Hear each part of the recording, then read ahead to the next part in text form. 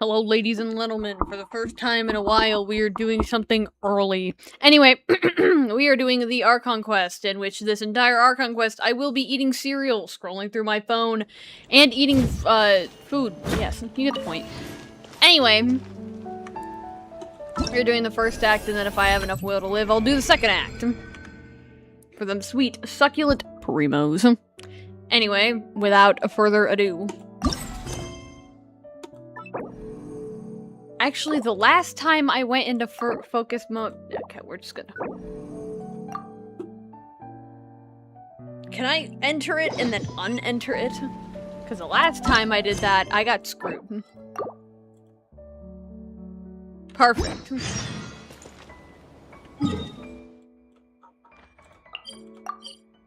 I really hope this has something to do with the quest. Oh yeah, that's right, we left off the curatorium of secrets. God damn it, this happens every time. This is a quest, right? Okay, perfect. I had to make sure it didn't, like, do something really annoying, because it does that sometimes.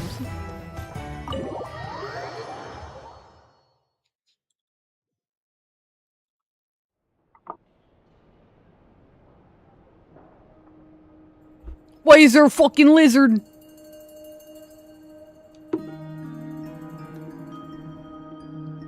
Ma'am, I think you need some pest control.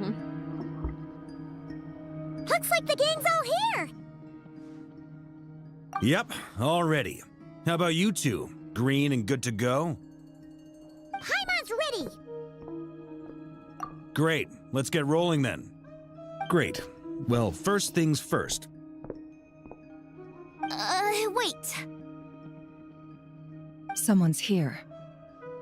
We heard your footsteps. Although... You've been here for a while now. I take it you followed the Traveler, but I don't sense any ill intent in you. Come on.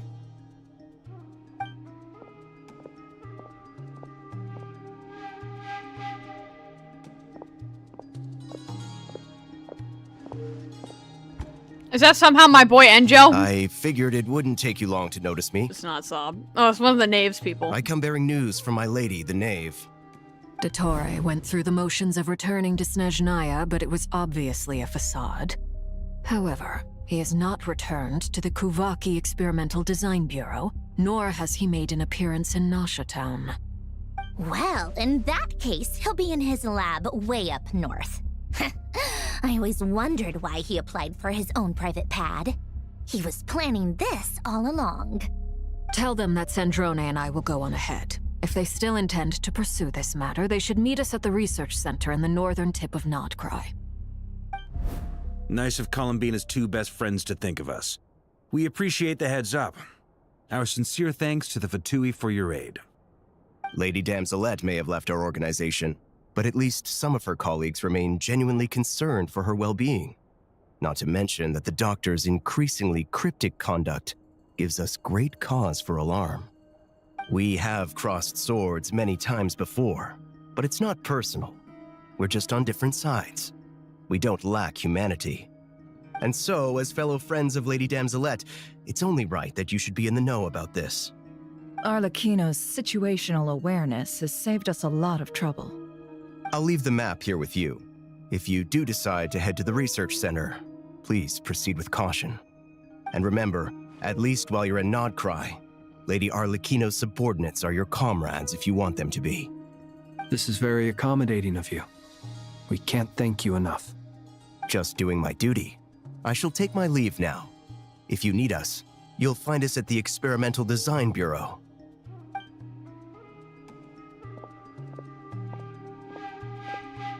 So, the doctors left the Experimental Design Bureau and headed to some research center up north. Marionette seems to think he's been planning this for a long time. But when did it start? Before he even arrived in Nod-Krai? It seems his loyalty to the Tsaritsa is lip service at most. Behind the scenes, he may even be working against her. Whatever his motives, we know that he's decisive and incredibly ruthless. Facing him unprepared would be a recipe for disaster. At this stage, it's difficult to predict his next steps. I suggest we split into 2 groups. We need some people to stay behind and guard Nasha Town. Well, as much as I'd love to help, infiltrating research labs isn't really my area of expertise. But at least take Cool Your Jet's Ducky with you. It should be some help during the battle. And as for Miss Inefa, So much I put suppose sunglasses you on will it. stay to protect Miss Aino? Detecting operational logic. Protect Aino. Priority. High. Just in case, Servarka, I think it would be best if you stayed behind as well. You can leave the research center to us. I mean, I would have said the Knight of Berea should probably be out on the front line, but okay, fine. Leave Nasha Town to me. Be careful out there, okay? If things thank get out of God. hand, fall back right away. Yehoda will be on hand to assist you. In my absence, she can handle any intel gathering work. You got it, boss. You guys make sure to get back here in one piece, all right? We will. Things are moving fast. We'd better head off soon if we hope to keep pace. So, it's infiltrate a secret research facility, or... Yeah, alright. Paimon will help out here instead. Sounds like it's gonna be a pretty intense fight. We all have to bring our A game here. So, anything you need to wrap up before we leave?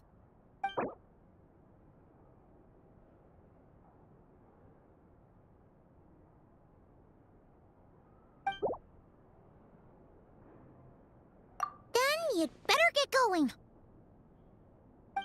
Very well.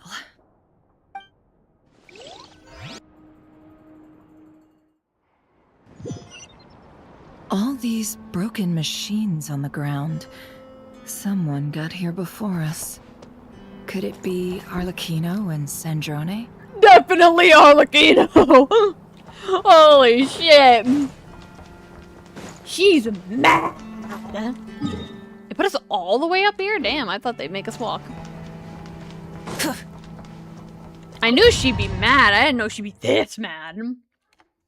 Honestly, fair enough, though.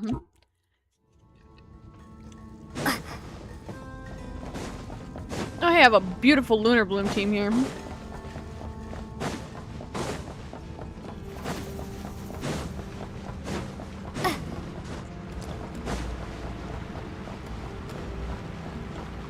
Yay, for once I don't have to fight everything. Oh. That's quite a welcome party. Observe. Be silent. Do not fear the dark. Thank you, Ducky. Money! Can we go gambling? No. No more lies. Can't hide the truth.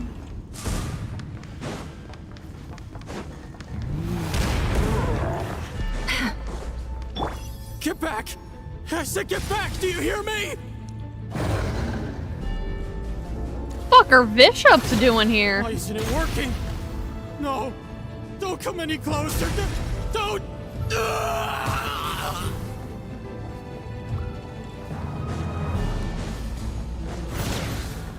What the hell is going on? Wait a damn minute.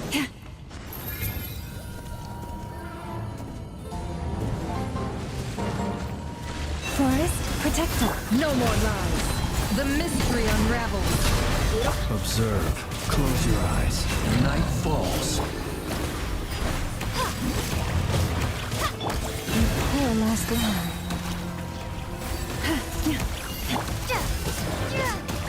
Can't hide the truth. You poor souls. May your spirits find peace.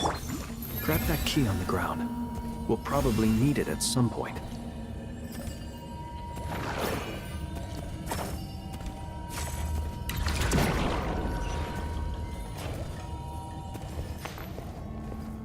Watch out. Oh my god. There's no way through. Let's go around. This whole place is just blowing into shreds. Oh my god, I would hate climbing this ladder. It's at like a weird incline. stop blowing up?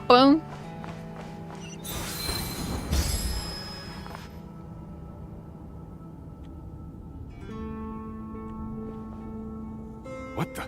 Trespassers? Here? What's wrong with you people? We're looking for the doctor, and we understand he might be here. I see you're fleeing the facility. You looking to settle a score with a doctor? Good luck with that. I don't think you have many chances left. Perhaps. But you might have a chance to live if you start talking. 2 other Harbingers had the same idea as you. They're already inside. But what good is it gonna do? The doctor wouldn't do something like this unprepared. Seems to me that you're not too thrilled about being his subordinate. Who would? Also, is it just me, or do I sense monsters nearby? If you'd prefer their company to ours, that can easily be arranged. We need to know what the doctor is up to. Please, if you know anything at all, tell me. This is about more than us versus the doctor.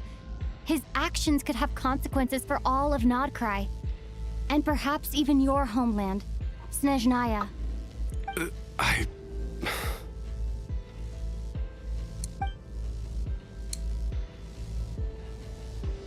Dude, you're already fleeing the facility. Just speak. He's building something.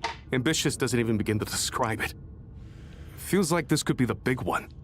God knows how long he's been planning it. A while back, he told us he'd be returning to Snezhnaya. We weren't expecting him back so soon. This time he brought some gemstones with him, or something. 2 of them. The moon marrow spheres. He stole them from their rightful owner, Columbina. Oh, Lady Damselet? Last I heard, she left the Fatui. Before she went, she told us she'd finished what Her Majesty asked of her, and wished to focus on some personal matters. I remember thinking that leaving us might not be the best choice. I mean, I always looked up to the captain the most, and... Back when this all started, the higher-ups dispatched 3 units to Nod-Krai to execute their plan. They were led by the Doctor, Marionette, and the Damselet, respectively. I was a part of the Damselet's unit to begin with. She never really interacted with us much. In fact, she seemed sort of detached from everything. Not because she was distracted, just felt like she was indifferent to the world around her. Like she had no stake in anything that happened. She always seemed like she was staring off into the distance. Almost as if she didn't see anything worth living for in the present, so she had to look further afield. That's right. She always used to stare up at the sky. The Doctor used to stand nearby and watch her. Apparently they got along well at first, but somewhere along the way, she grew wary of him, started avoiding him as much as possible. After she left, everyone in our unit merged with the Doctor's. He's similarly indifferent to the world, except when it comes to the moons. He seems to have big plans for them. Right now, obtaining the 3 moons is his #1 priority. He even said, if he can only get his hands on 2 of them, he'll create a 3rd one himself. How would he create an artificial moon marrow? Maybe the knowledge he gained from the Hyperborean phantoms has something to do with it. Thank you for cooperating. We appreciate the level of detail. I get the sense that you'd serve under Columbina again if you had the chance. Would that be fair? No, she's no longer a Harbinger. As a member of the Fatui, my loyalty will always belong to the Tsaritsa. I'm only telling you all this because I don't completely trust the Doctor. His actions do not align with the goals that first brought us to Nod-Krai. I understand. We'll do everything within our power to stop him. The Knaves unit is based at the Kuvaki Experimental Design Bureau. Maybe you can seek refuge with them. Adios, thanks. Well, now we know what's going on here. Artificial moon marrow. He's likely well on the way to completing it. Dottore's technological capabilities are far more advanced than I thought. I fear this could get ugly. Everyone, prepare yourselves.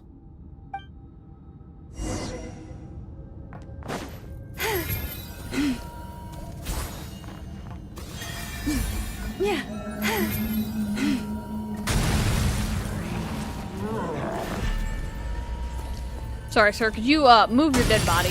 Oh Jesus. Excuse me. Where am I going? I guess we're fighting.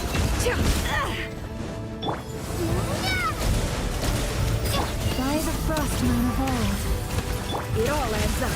The deception ends here. Whips out a chair.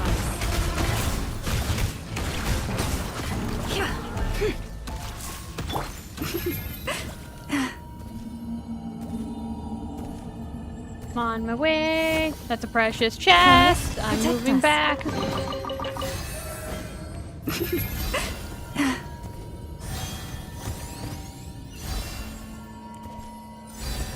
Horsey. Oh, what in God's name? We're gonna fight him right now, aren't we? Not Jesus Christ. Oh, of course you're here. Actually, you look like one of his puppets. Welcome, one and all. I've been expecting you.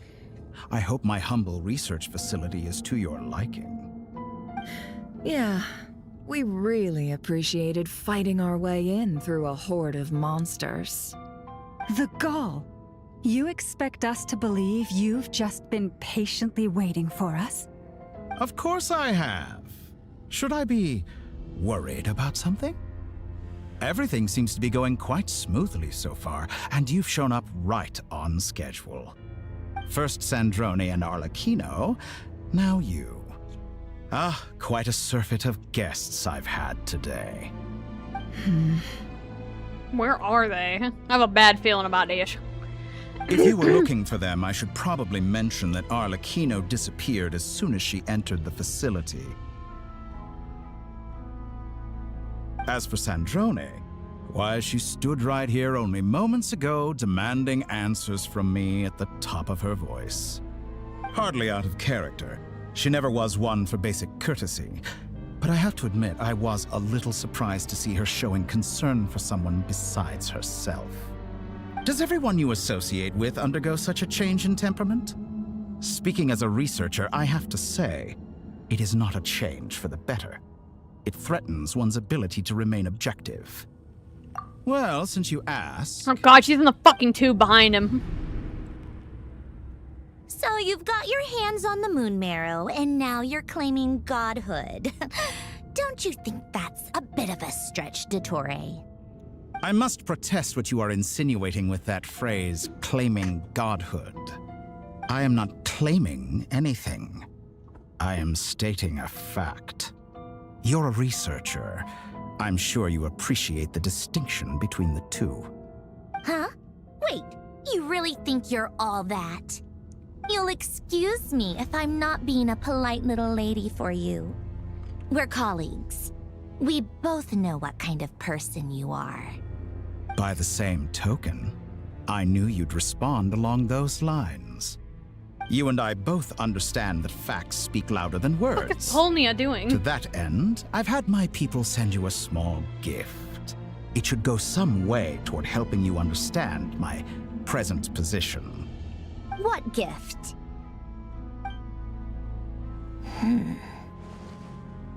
Where have all your troops gone?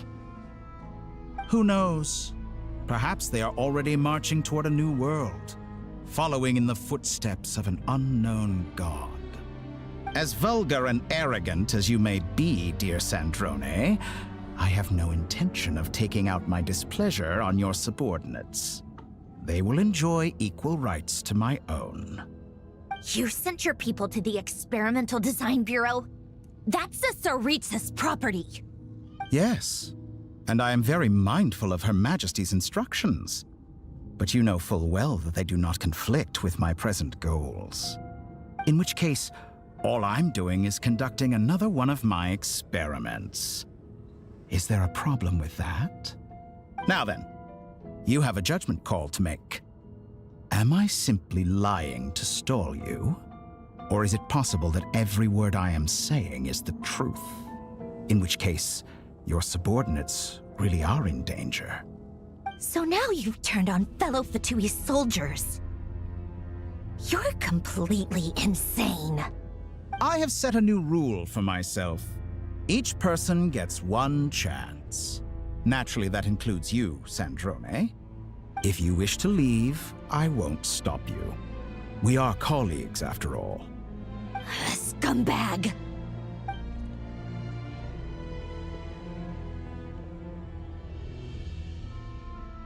Still, I hadn't counted on Sandrone sparing any thought for the people of this world. Shame. I always found her self-centeredness to be one of her few better qualities. How can she ever hope to achieve greatness when she's so obsessed with protecting her little design bureau? It's more than a little disingenuous to speak of achieving greatness while taking hostages. Or does honor no longer mean anything to you? Honor? I have the marrow of 2 moons in my possession and will soon complete the construction of a 3rd. I will be the god of a new world. And you speak to me of honor?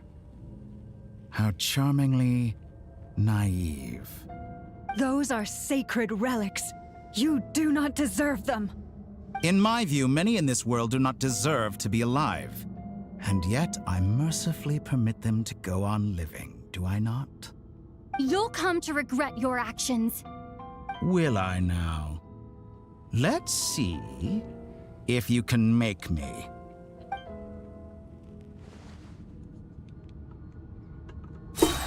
God damn it. Wipe out! Ducky. Water jet! With one heart, we pray. The mystery unravels. Get lost! The night comes. Observe.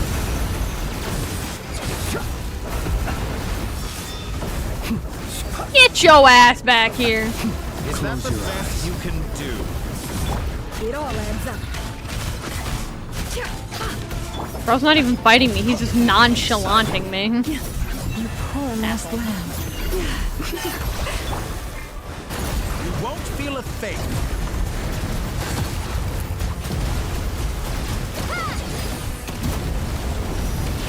Arlecchino.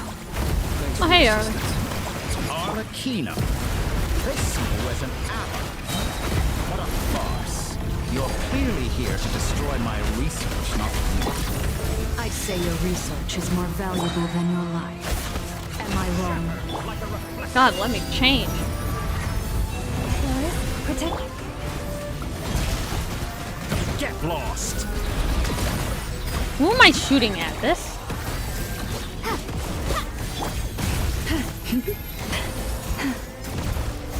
Leave this place. No more lies. It all falls into place. Is this all it takes to tire you? Seek within.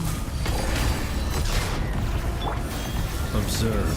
Close your eyes. Most crack ass team comp ever, dude. Your actions betray your fear of me. Everlasting as the moon. Overruled. With one heart, we pray. I bet you all these people are C2 too. Can't hide the truth. Get lost. The deception ends here. Be silent. Night falls. Interesting. My God, give me my ducky. Leave this place. For the everlasting forest. It all falls into place. Help me, ducky. Water jet! Close your eyes. Be silent. Dottore is too powerful with the artificial moon marrow in his arsenal. Fighting him is futile. Quickly!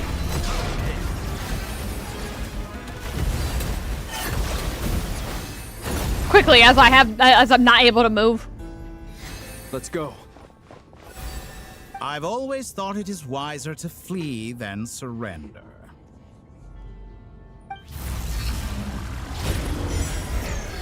Watch out! God, I'm going in the box, aren't I? God damn it. Lumine in the cum jar. Forget Or box. about me! You should... Where's the traveler? In L. Oh.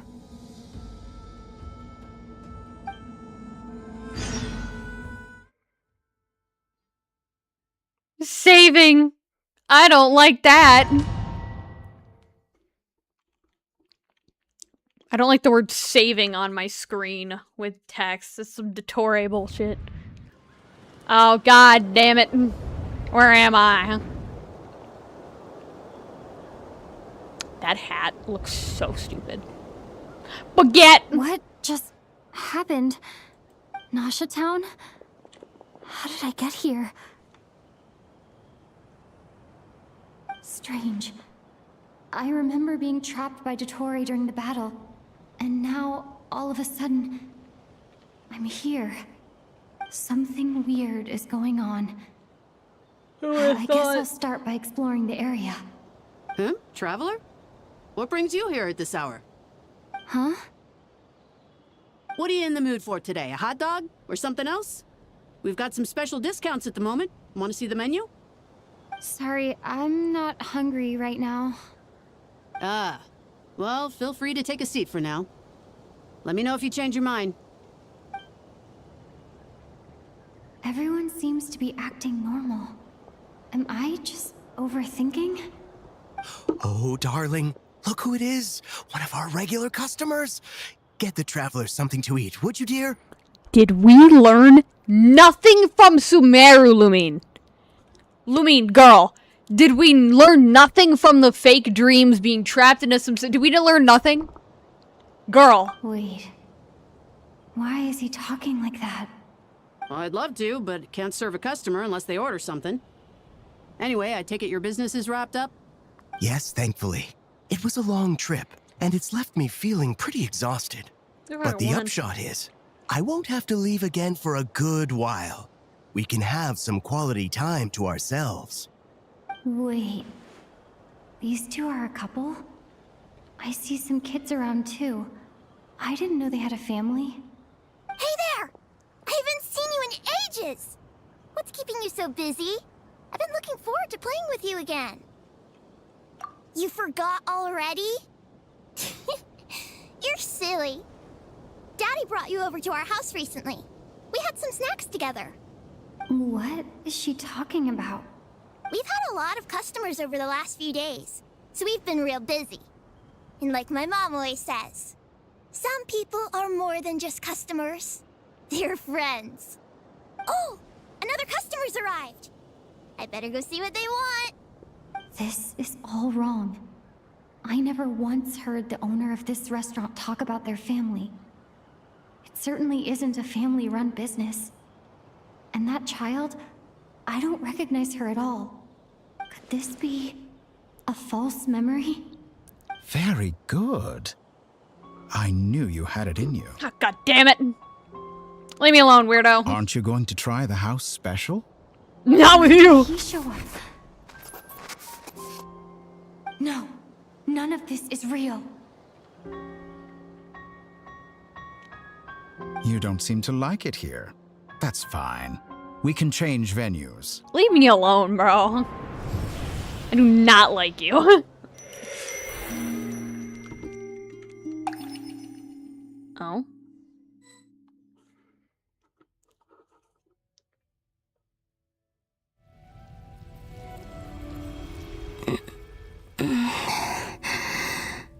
Hey, Bina.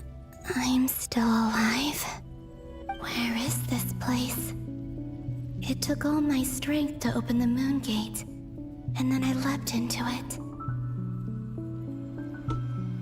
So this is the moon's reflection? The mysterious realm beyond the gate?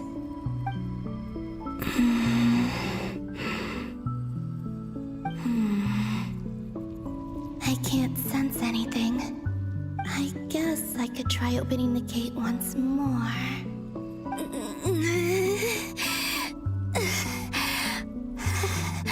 Yeah, it ain't going. No response. Maybe the space can't be opened from inside. If this was the space that killed both Revier and his lover, then why am I unscathed? Or... no, I'm not unscathed. Even the air here feels frozen in place. There is nothing here with which I can restore my power. I should conserve my strength and proceed with caution. Oh, don't we find the Chad here? I've seen, dude, there's been so many spoilers. Like, every title is a spoiler. I don't believe Dotori's scheming will stop just because I escaped. If there is any chance that I can get back to the others, any chance at all, I must return.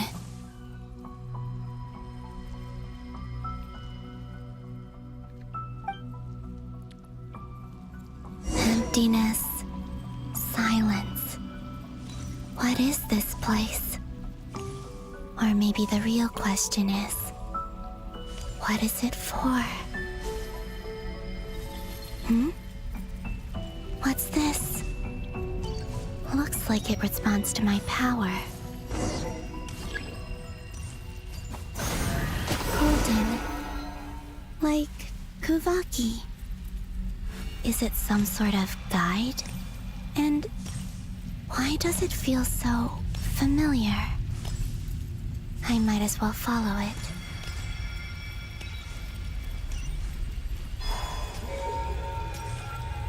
Where does this lead? Could it be the exit?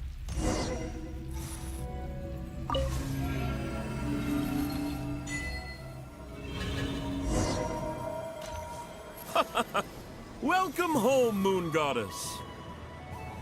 Is this Nasha Town? But isn't Moon Prayer Night over already?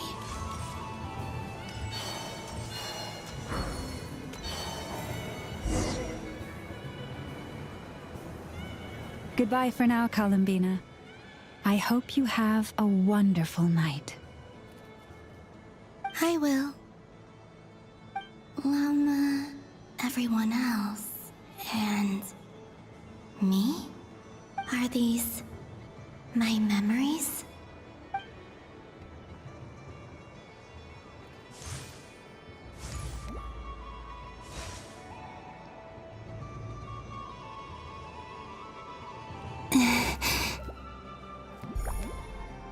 I can't touch them. It's as if we're separated by some impenetrable power.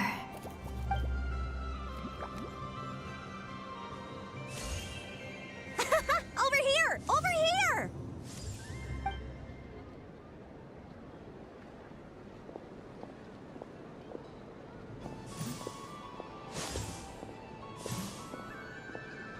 But the people in these memories pass right through me. Just like when I disappeared. If only I had known what would come to pass after that. Even so, I should still take a look around. Just being back here, it gives me the strength to keep going. I don't like how this is going, how we're having to replay the same stuff. Welcome home, Moon Goddess. Oh, you're the genuine article. Alice was right. This Moon Prayer Night was worth watching after all. Oh, yes. That was the fortune-telling stall run by Barbeloth from the Hexen Circle.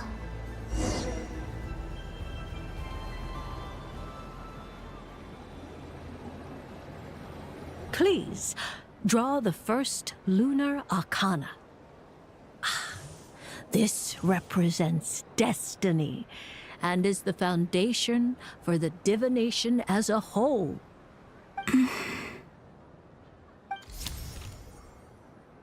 My destiny. I believe the card I drew was the moon.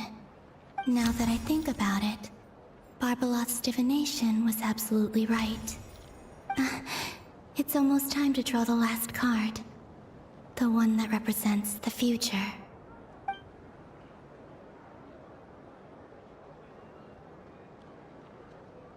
That was the card that popped out on its own. From here, I think.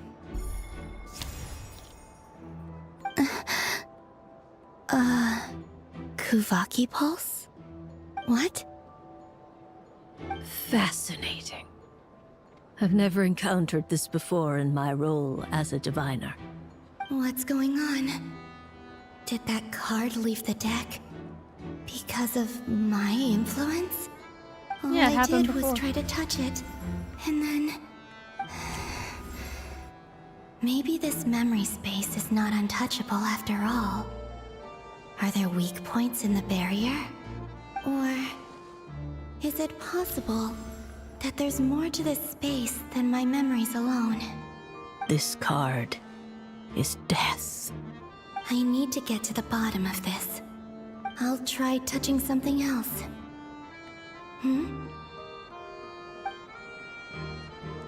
Is this the wind? No, it's gravity. It's pulling me outwards. No, Traveler!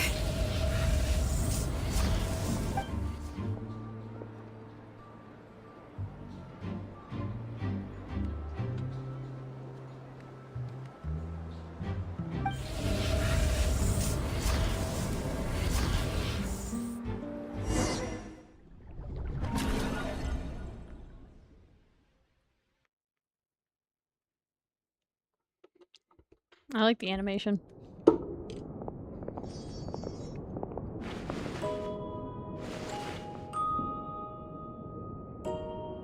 Oh, yeah, that's right. We kind of lost the Traveler. Sorry.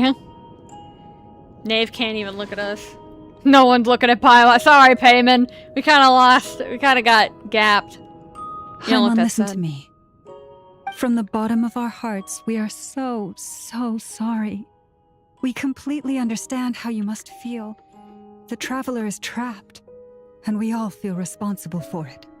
Don't say that! Paimon's not a little kid! You didn't leave her behind on purpose! There was nothing you could do! But... She's all alone in there! What if something happens to her?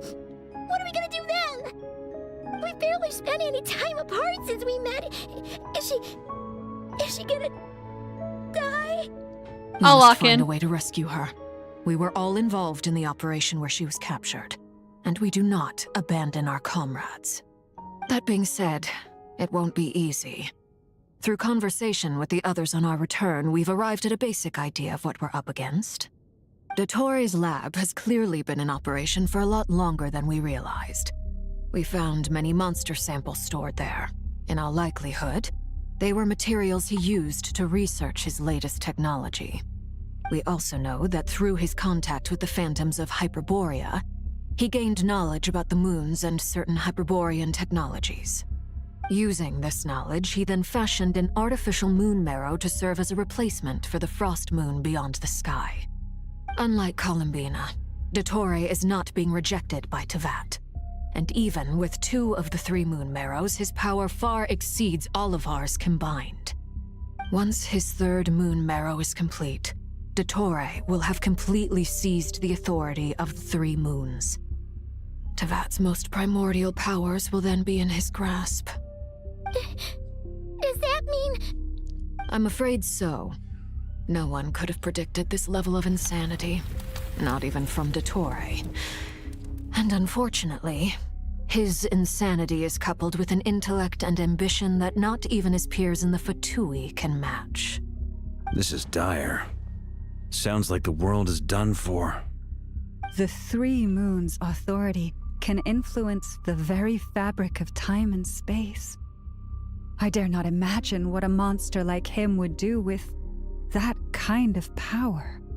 The trouble's already begun, I'm afraid. On our way back, we discovered that part of Nod-Krai is being enveloped by an unknown energy. We cannot ascertain what is happening inside. I'm convinced this is Dottore's doing. Not that there's any way to prove it. The issue is, we have no idea what his intentions are. The only Bullshittery. thing more frustrating than facing down evil is knowing that it will surely come, but not knowing when. The doctor is guilty of numerous crimes in Mondstadt as well. One of our knights, well, former knights, his father was murdered by Dottore. His ideology and methodology are a danger to everything in his path, from individuals to entire nations. He does not feel guilt, even when he acts against his own people. He doesn't see them as his own people, that's why. People like him see everyone else as beneath them. Right. He views other people only in terms of how they can benefit him. That's the basis of all his social connections. Granted, he's hardly the only harbinger to pursue their own interests. We all do. And Her Majesty is gracious enough to permit it. Still, her mercy has its limits. Dottoro's actions have gone beyond even what the Fatui could have imagined. Usurping divine authority to become a god. For a servant of the Tsaritsa, that goes beyond being disloyal. It's treason of the highest order. We can't expect him to heed the Tsaritsa's will once he gains the Three Moons' authority. Even we Harbingers consider him the most self-interested among us. Poor Traveler. Of all the people to get caught by... We have to go save her! Right now! Please! We gotta find a way! Paimon, I promise you, we are with you all the way. I get how you feel. I do. But it's gonna take more than strong emotions to take down an enemy like Dottore. What we need now is more information. Right. We can't even guarantee he's still at his research center. Before we can think about mounting a rescue operation, we need to confirm the Traveler's location. I'll find a way. Paimon knows, but... She's so scared. If anything happens to the Traveler... She might be the strongest person Paimon knows, but she's still human. She feels pain and bleeds just like anyone else. Then think things through before you stick your neck out. Unless you want to lose your head. Sandrone. Miss Sandrone, you're okay? Put the stuff over there, and be gentle with it. What the fuck? Am I okay? As you can see, I've had to move my whole livelihood out of the Experimental Design Bureau. It's been swallowed up by Dottoro's energy field. If I'd left it any longer, I probably would have gotten stuck there. Ugh, Dottore always goes a little loco when he finds a shiny new toy. Not that he'd ever admit that. But this time, he's gone full psycho.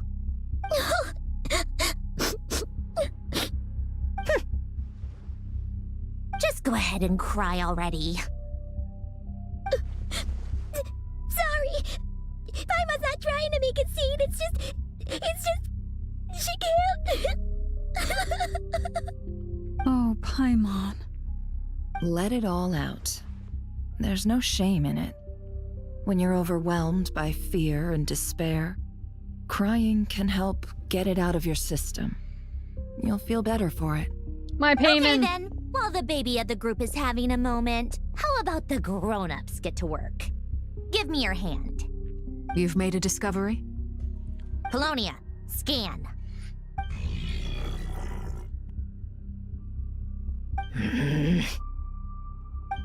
You, hand, now. Oh, I thought you'd never ask, my lady.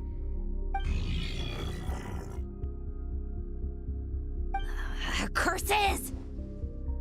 You're next, then you. What? Dottore, you son of a... He's done something to us! Everyone who entered his research center has been implanted with some sort of curse. I don't feel anything unusual at the moment. Does that mean it hasn't activated yet? Is there a way to figure out its purpose and what might trigger it? My best guess is Dottore created it using the Moon Goddess's powers. 1 second, analyzing. Ugh! That friggin' maniac! So, what twisted game is he playing this time? The moment I analyzed the energy composition, some encrypted text appeared in my mind's eye. And when I deciphered it according to the Fatui standard encryption protocol, I got the following message. Feel free to run, or you will perish in Nod-Krai. He's mocking us. Yep, he loves to toy with people. Only in this case, there might be more to it. But I didn't detect any murderous intent or malice either in the message or the curse's energy. As if This is him at his least malicious. Or perhaps all people are cowards in his eyes. Maybe he thinks the threat alone will be effective. What a despicable person. And he has the Traveler in his grasp. If I may, as unhinged as Dottore may be, he has always exercised great patience with the objects of his interest. I remember a comment he made when we first arrived in Nod-Krai. He said, "This world is, on the whole, an exceedingly dull place. But at least there are a few intriguing features, such as the gods, or the Traveler. Presumably, they interest him because they're unknown quantities. He wants to understand as much as he can about them." Agreed. The Traveler is Tevat's fourth descender. All Harbingers are aware of this. Since Dottore took such pains to capture the Traveler, he is unlikely to kill her right away. Okay, but we still have to do that rescue operation. Of course. I also think we need to read between the lines with Dottore's message. If he's encouraging us to run, that means we mustn't leave Nod-Krai under any circumstances. My guess is, his curse will only trigger if we leave. Or you could be wrong and it triggers when we stay. Oh, hey, Darren. We've discovered multiple energy fields. Albedo is still attempting to analyze their structure. He told me to report back first. Each field is slowly growing, swallowing up more of the surrounding area in the process. And the pace of their expansion has increased since we first examined them. He's probably trying to swallow Nod-Krai whole. His nefarious ambition knows no bounds. If this continues, the whole of Tevat will be in trouble, not just Nod-Krai. The loss of Columbina could not have come at a worse time. Do we think she's truly gone for good? She entered the space beyond the Moon Gate, knowing what became of Rerir and Thalindus. I'm sorry, but I fear the odds aren't good. Don't be ridiculous. If I know her, she's busy finding a way back as we speak just so she can annoy me. She isn't dead. Whatever has become of her, the fact remains that we are two comrades short on the eve of a decisive battle. We need to find out the Traveler's location, but there is also other work to be done. Agreed. Whatever Dottore's planning, we have to get the local populace somewhere safe. So, as well as a rescue mission, we have to organize a mass evacuation at the same time. It would be best if someone could approach leaders of neighboring nations and negotiate emergency asylum for Nod-Krai's inhabitants. Can anyone handle that? Snezhnaya is one option. I'll see what I can do. This would be so much easier if the Traveler was here. No! Stop thinking like that, Paimon. I'd literally just go ask Paimon will every... join you. She's pretty well connected thanks to the Traveler. Maybe it'll come in handy. I'd literally go ask every... I bet you that if we walked over to Notland and said, hey, someone stole the Traveler, the entirety of Notland would be at our heel instantly. Everyone would be there. We could literally fight the god boy with the god. We could get every fucking Archon to come help us. Go to Inazuma. A would probably help us. She knows a bunch. Go get Nahida. Literally, we could convince all of them to go help us. Go get the fucking Yaksha. They'd help us. She loves us. Either way, that's what the Traveler would do if she was here.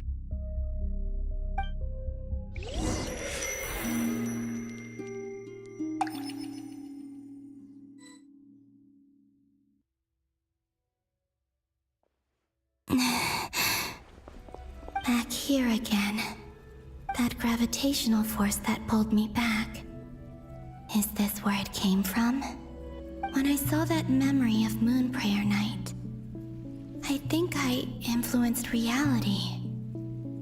Was it just a coincidence? Or... if only I could have sent the others some kind of warning on Moon Prayer Night. Maybe we could have stopped Dottore. I feel so heavy. Does entering that space pace consume a lot of energy? Well, even so, I have to keep moving forward. Back to emptiness and silence again. I should try and find my way back inside that memory.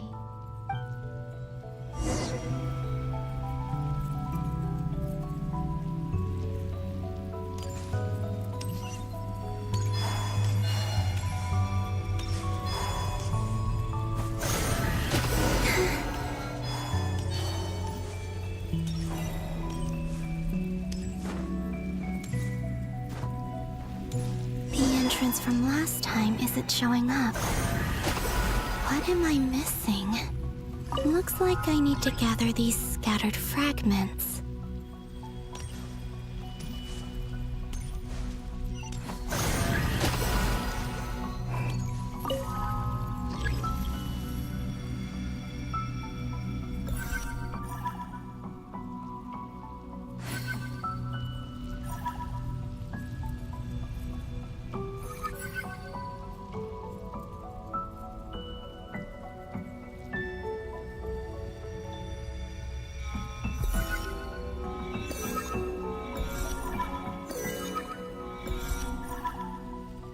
I was so confused on how I do this. I was like, am I just supposed to hold it? Am I supposed to touch it? It worked. Hopefully I can stay inside for a bit longer this time. Surprise, it's gonna be a different memory. Probably. Fuck, I hate being right. Ad Astra Abyssosk. Welcome to the Adventurers Guild. What? This doesn't look like Moonprayer Night. Extra, extra! Latest issue of the Nasha Express! I don't think I've ever been here. Maybe this space isn't comprised of my memories after all. There aren't any festive decorations around. Is this Nasha Town after Moonprayer Night ended?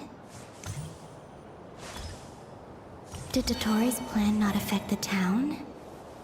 Or is no one aware of what happened because he used the Three Moons' authority? Let me see if I can influence anyone else. So, what do we do next? Wait, that voice. Paimon? The most important thing right now is to find that mage.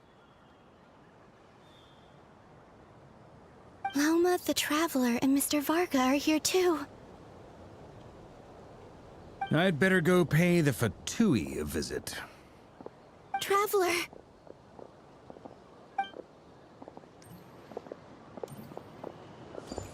You can hear her behind us.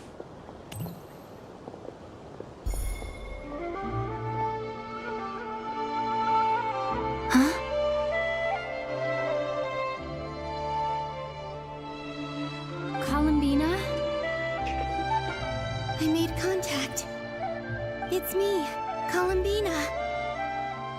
Huh?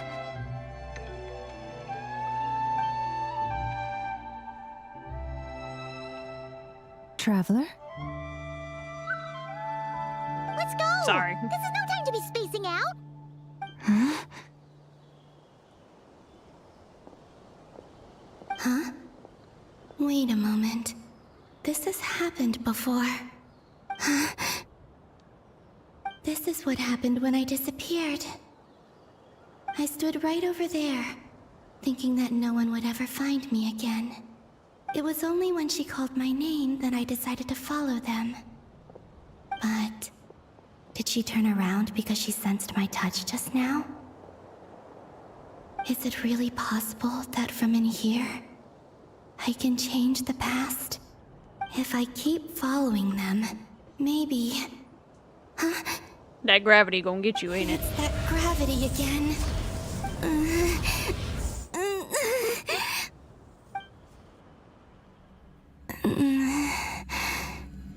Every time I influence reality within that space, this force intervenes and pulls me back. It's as if it's trying to stop me from leaving.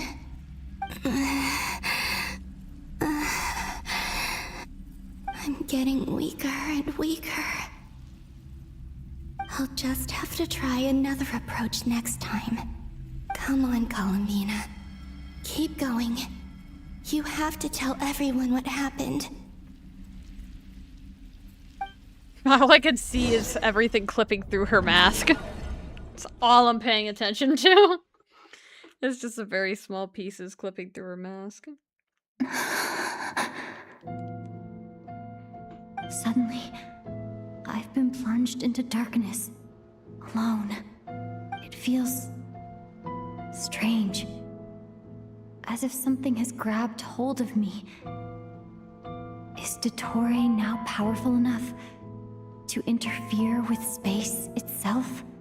Look at you, standing so still in total silence. I almost didn't recognize you. Hello there, traveler. He seems to be in a good mood. Wait, what's that behind him? Ah, His bullshit. So you noticed. This is the completed Triloom. 2 primordial moon marrows and 1 artificial specimen. You are wary of it. Good. Maintain that reverence. You performed well in that recent battle. Brave and reckless as always. Courage is the sign of a true hero, and impulsiveness is the hallmark of those who strive to advance. I say this not to belittle you. Most creatures are far more timid by comparison. 3 moon marrows. Does that mean the artificial one is now complete too? Thank Well God he can't get spotted. memories. What do you Whatever, think? he fucking can. For a replica I built myself, I dare say it looks the part. It's not that hard to Dottore. replicate a moon. Are you planting illusions in my mind? I have no interest in fooling your eyes. On the contrary, I hope to show you the true essence of all that you see before you. Is this not a beautiful city? People live in peace and find joy in their work. The streets are safe. People can even leave their doors unlocked at night. You might say it is the Elysium everyone dreams of. All available data indicates your values and worldview conform with the mainstream. This kind of society should be quite to your taste. False beauty is deceitful. Lies are to no one's taste.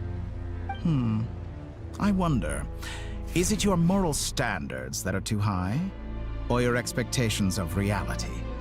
Answer me this.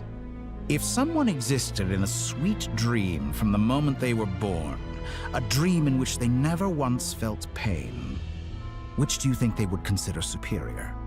The dream or the reality? That's pure sophistry. It has nothing to do with your actions. As I suspected. You have yet to understand all of this for what it really is. What do you want from me? You sound impatient. Do you think the only reason I'm keeping you is because I want something from you? If it's not, then why haven't you killed me yet? No one can stop you if you're as powerful as a god. There is going to be so much fucking fan fiction. So much, bro. I'm delighted you recognize Scared. that fact. I believe we last squared off in Sumeru. Ah, the memories. How time flies. You and I have both grown. I'm not surprised that Arlecchino and Sandrone worked with you. You've always a way of slowly but surely ingratiating yourself with all levels of society. People laud you as a hero, but I suspect there's more to it than that. Oh, but to be clear, I don't say that to flatter you. Do you always give your opponent an appraisal before you deal the final blow? Call it a long-time habit. I'm a researcher. Get his ass. And one of my duties is to give an objective assessment of my subjects. Why can't we But just you take the one move? misunderstand. We are not opponents. Not at this moment. I just want to talk.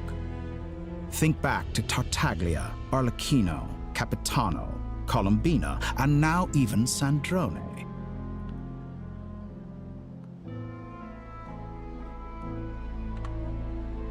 You've worked with each of them in the past. I believe you can work with me as well. What makes you so sure? Well, why not? Should the good associate only with the good and the bad befriend only the bad?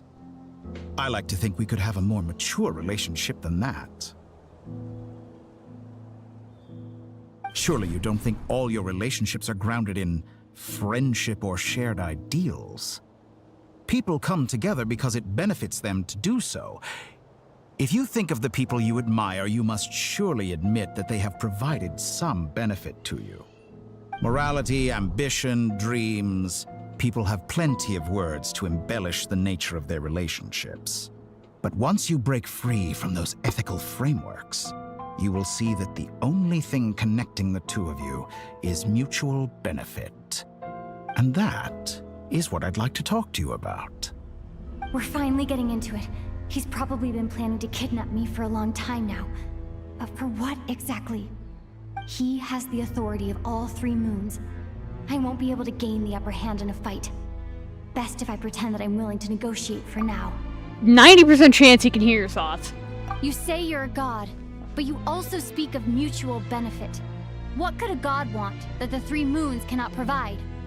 Excellent question. But before I answer, I would ask you the same thing. Gaining Columbina's allegiance was a rare and extraordinary feat.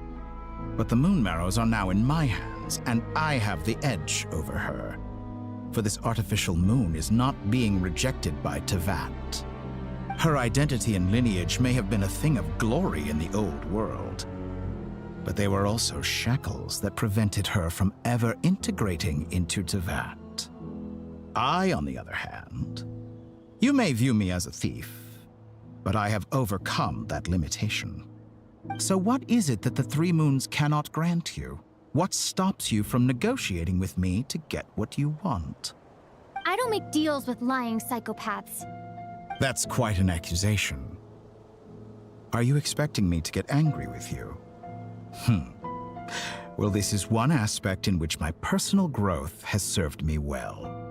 In the past, my less mature self might have been disappointed, perhaps even angry, over a small setback like this. Like when you and Lesser Lord Kusanali joined forces to oppose me, for example.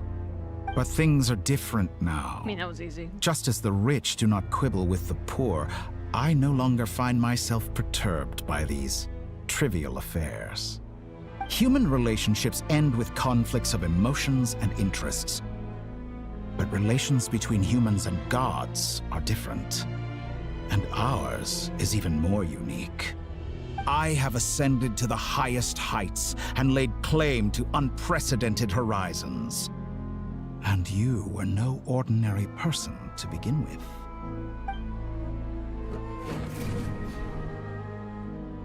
Allow me to show you the world, Descender.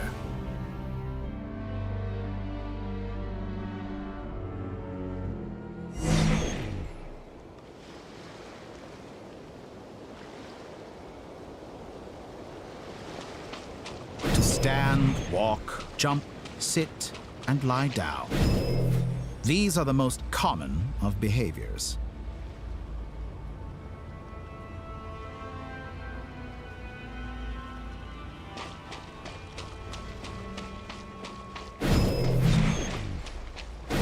Have you ever wondered why we were born following such laws? Who stipulated that we could not fly instead of walk?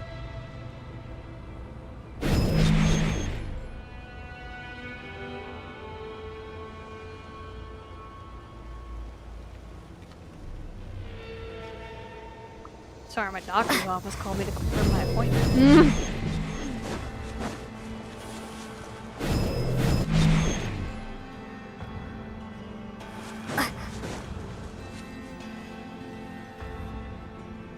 Someone of your talent and experience must surely know of the 4 great rulers who serve the heavenly principles.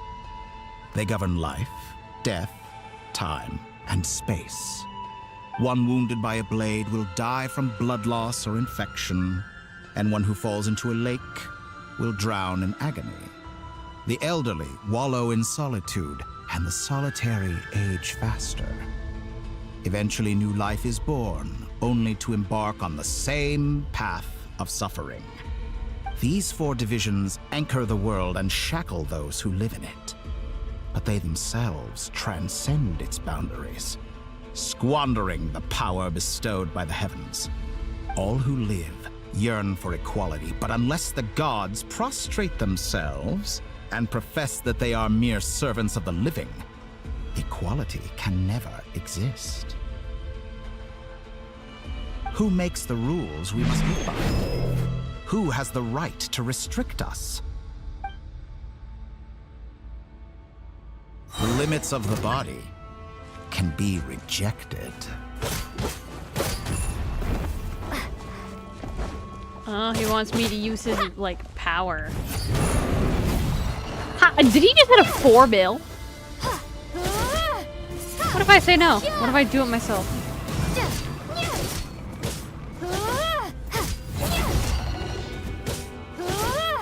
Oh, it'll just regen.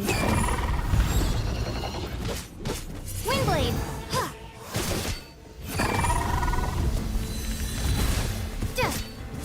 Oh god, I hate you. How does it feel to be among those with absolute power? How does it feel to keep changing my build to a shitty one? Conceive the extent to which your flesh hinders your mind and spirit.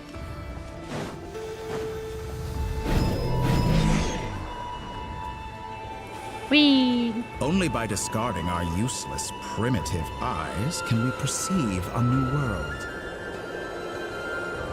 How narrow-minded we all were in the past. Why should the final answer of the world not be the power that predates those of life, death, time, and space? If you're really God, can you unlock all my Power waypoints and of the claim all my Trilude. chests for me and then give me the primos? That's a real God. Through it, I have glimpsed new experimental possibilities. Nature suppressed, authority exiled, souls controlled.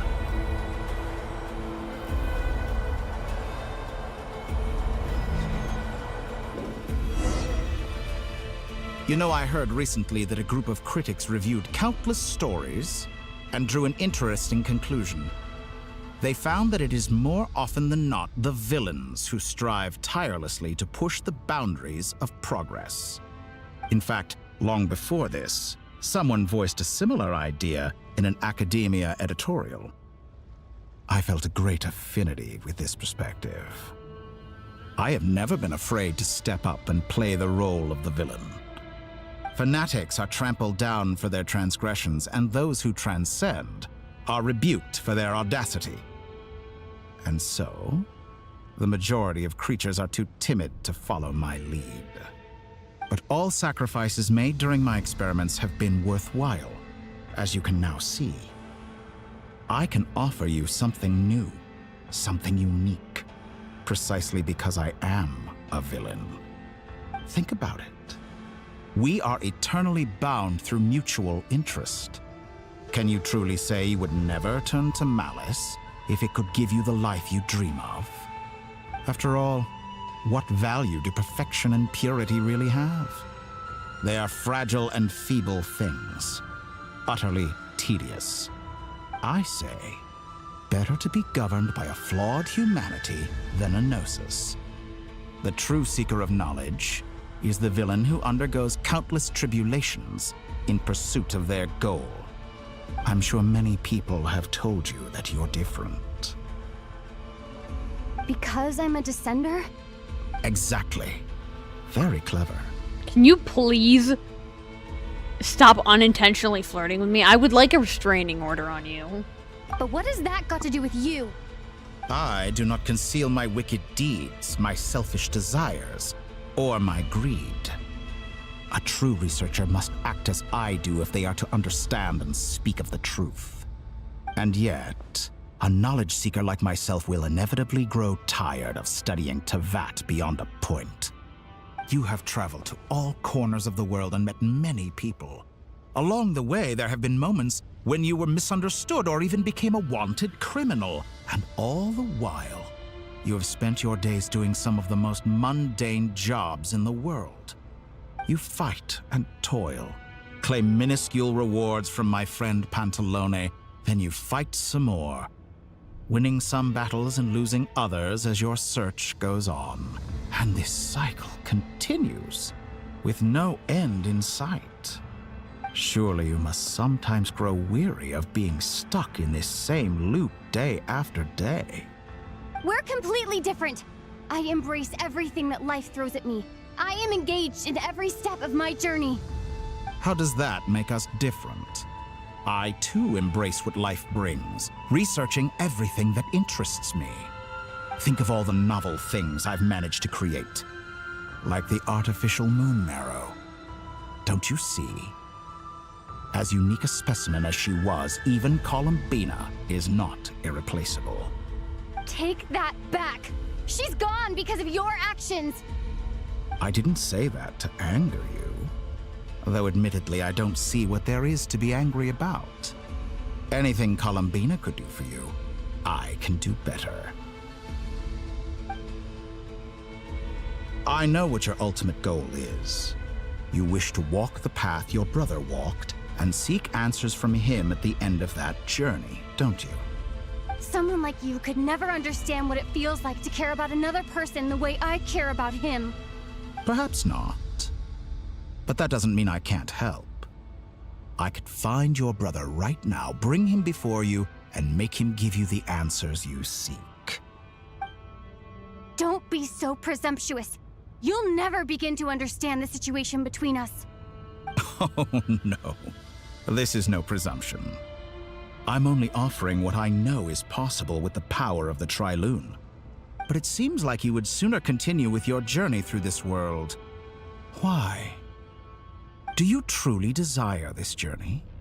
Or is it simply a necessary process from which you cannot escape?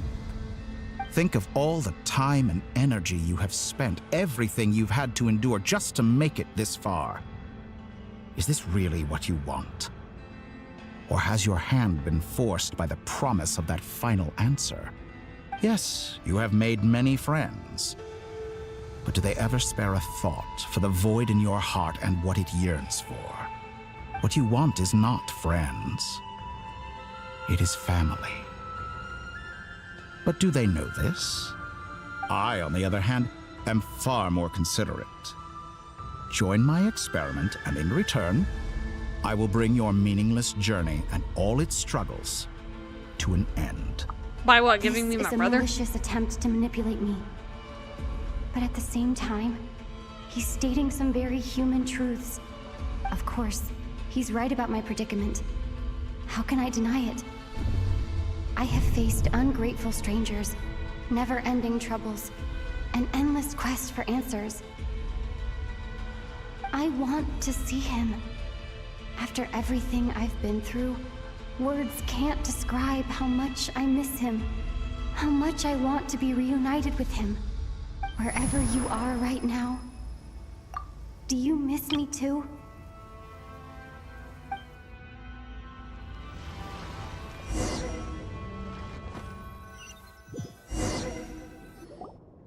All right, everyone.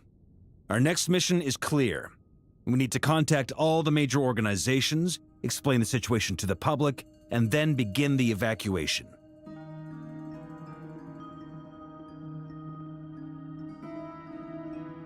The residents of Nod-Krai are quite dispersed. The two most populated areas are the Southern Isles and Pyramida. Miss Lauma, I will leave Hisi Island and Nasha Town in your hands. I will liaise with the Fatui and Pyramida. Agreed. We will reach out to Natlan and Snezhnaya. Anyone found north of the Experimental Design Bureau should follow the Fatui to Snezhnaya. As for those dwelling south of that line, I will ask the Voynich Guild to help persuade them to leave. Then I, Mr. Varka, and the Frostmoon Scions will escort them to Natlan. The Voynich Guild has dealings with the Curatorium of Secrets. I will send them a letter vouching for your credibility. Yehoda, you should help Lauma. This is too big of a task for one person.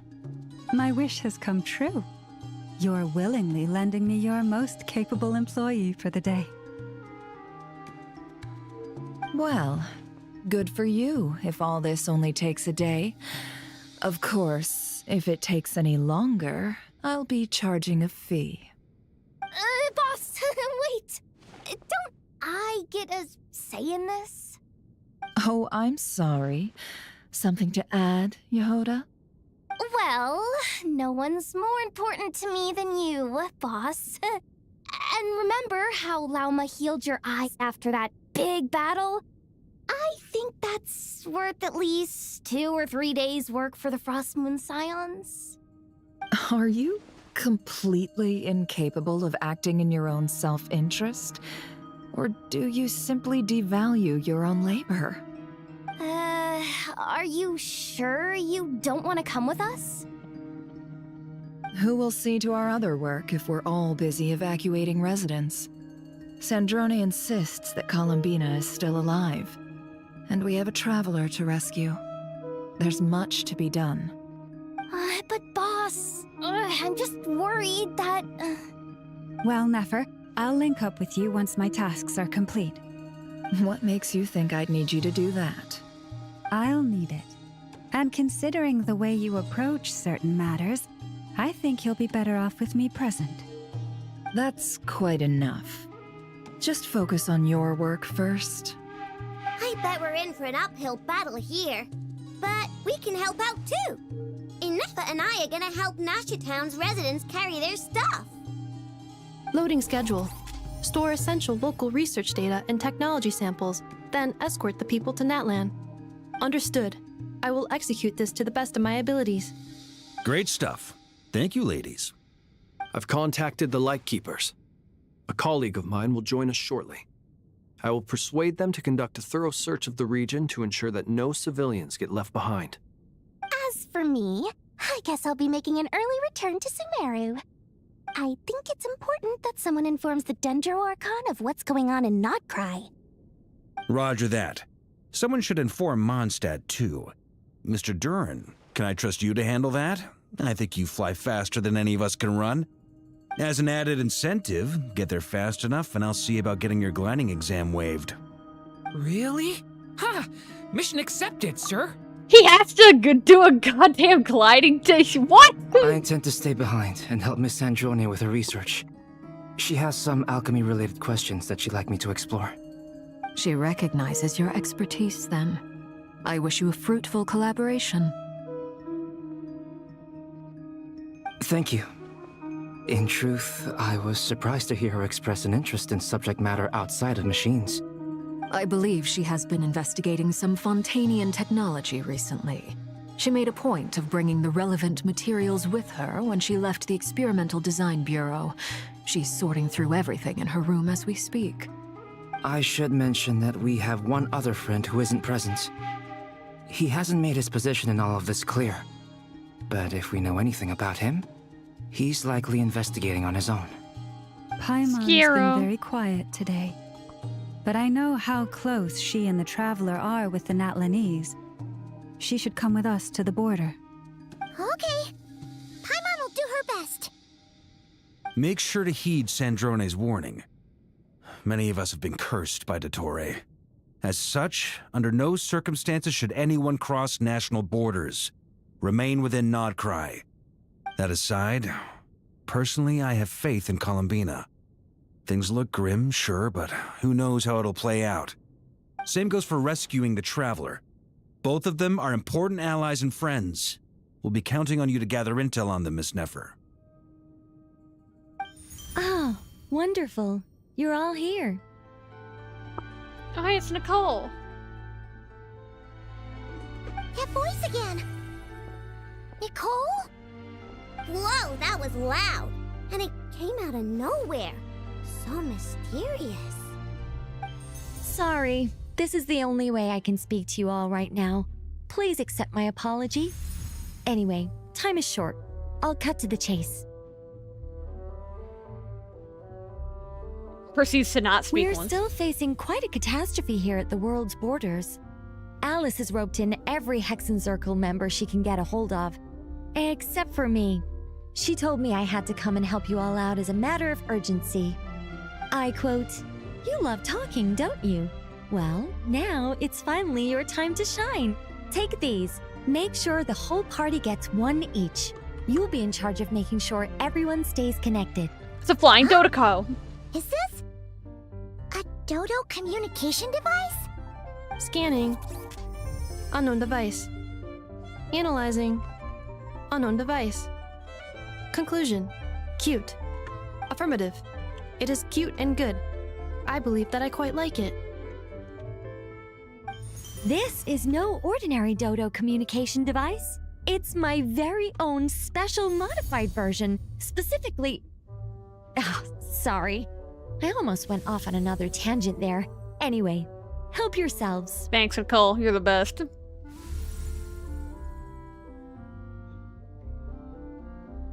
It will allow us to communicate over long distances within Nod-Krai. No more worrying about shuttling messages back and forth.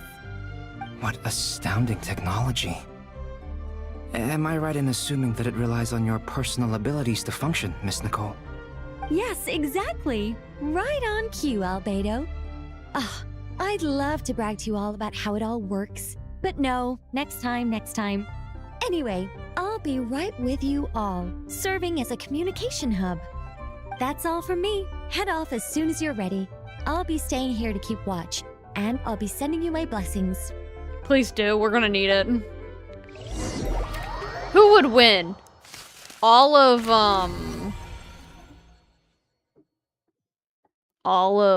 the Hexen Circle mages, or Dottore with his 3 moons? Well, 2 moons and a half. Hi, Lauga. Beluga, Lauga. Ilauga. I don't know how to pronounce your name, sorry. Sir Flint. Perfect timing. I just arrived myself. When I first heard his voice, I was like, what the fuck? You are most considerate, Master Ilua. Ilua. But in fact, I know you have been sitting here for quite some time. If you saw me, why didn't you say something? I was curious to see how long you could sit still for. Also, shouldn't you have managed to sense me approaching? That would be a first. You always seem to appear out of thin air without making a peep. Also, how many times do I have to tell you not to address me as master? I don't qualify. I beg to differ. Why should a young man so well versed in social graces as yourself not be worthy of that title? Please, Lord Flint. Sir Flint. I'm begging you, don't flatter me into complacency like you do with everyone else. You understand me better than most. My newest acquaintances tell me I love complimenting others. What do you think? I think they don't understand why you do it. You just love puffing people up till they're a big, happy ball of hot air that floats away into the sky. In all sincerity, I can only hope that they bring good tidings when they come back down to Earth. Is the situation that bad? We just held a strategy meeting. Let me fill you in.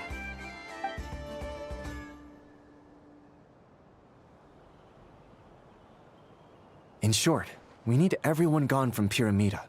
We also need a team of Lightkeepers to scour the more remote regions of Nod-Krai for civilians to evacuate. I only hope we have enough personnel. We do. Old Man Nikita will definitely help, and we can recall anyone out on patrol to focus on this instead. Good. I'm sure you and the others will make short work of this.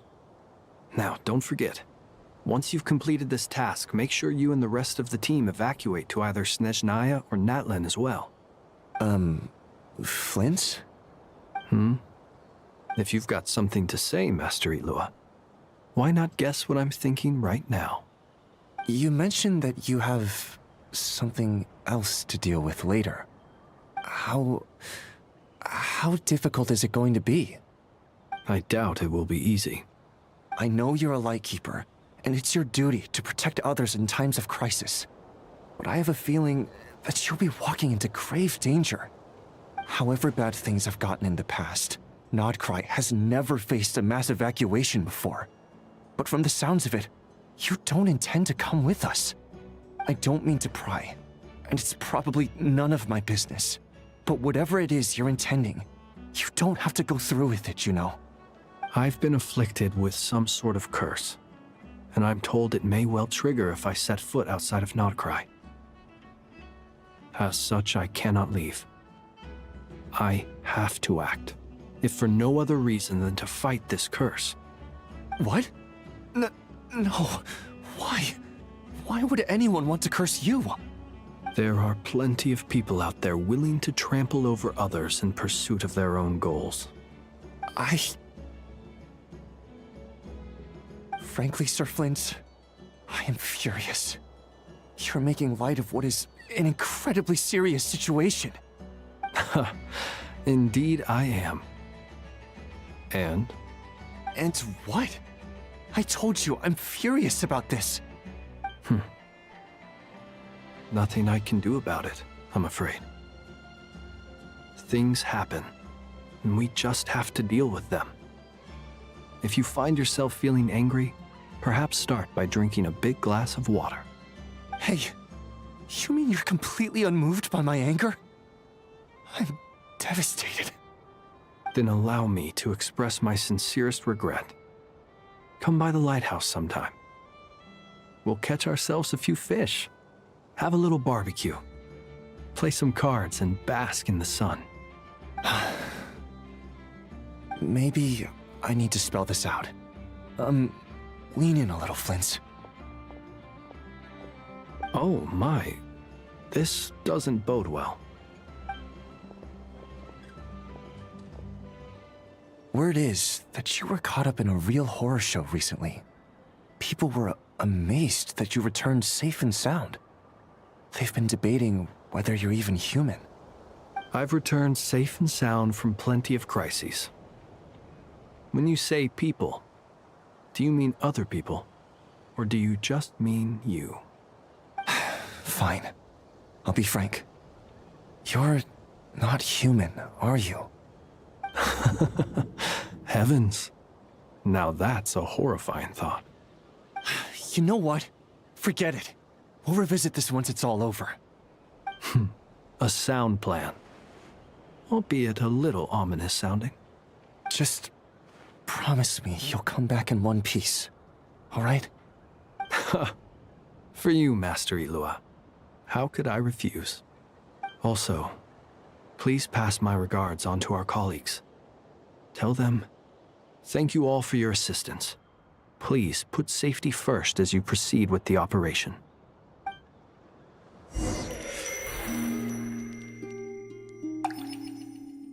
Oh, back to Columbina land.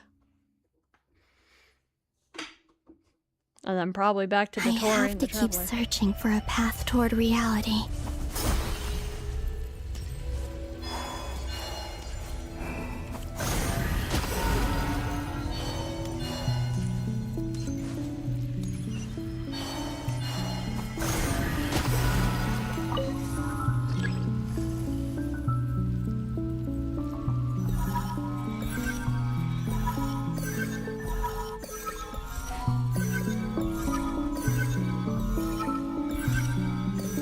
I did that quick as Do hell. it. The last 2 times I tried to influence reality in this space, it consumed a lot of Kuvaki. I'll try and be more careful this time. I need to leave key clues behind using less power. I hope everyone still remembers what I said on Moon Prayer Night.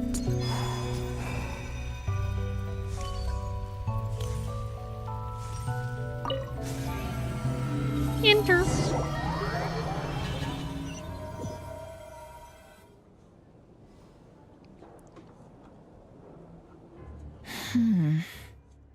Nothing here either.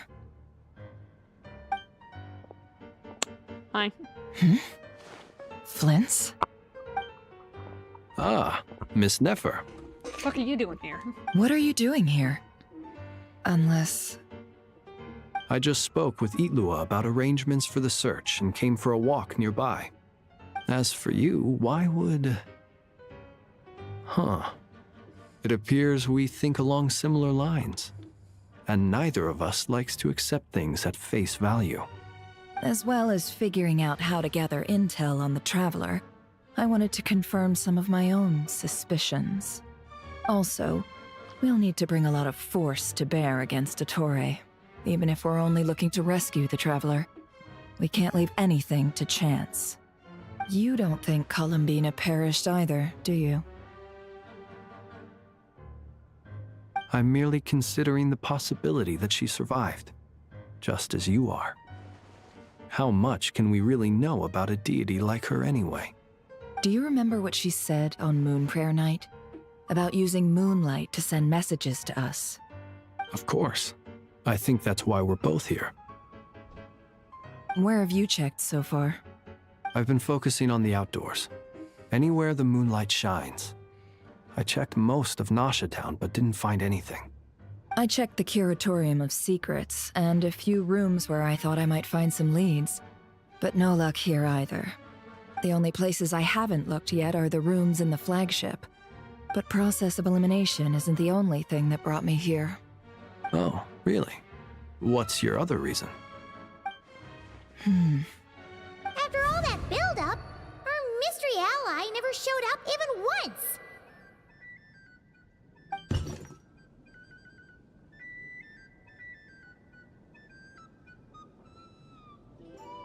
Huh?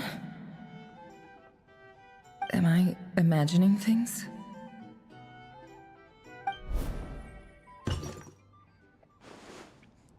Nope, we're locked in. Come on, let's see what's going on. Oh no. I knocked over a vase as soon as I came in. It must have been caused by a Kuvaki fluctuation when I entered the space. Although, it seems like I'm not about to be pulled away this time. It looks like as long as I'm careful with my actions, it doesn't count as influencing reality. Anyway, is this the flagship? The Traveler mentioned that's where she was staying. I only went into the lobby last time, so I've never actually been here before. How does this space work? If nothing else, I can now be sure that it is not simply memory. She mentioned where her room was. I think it's this one.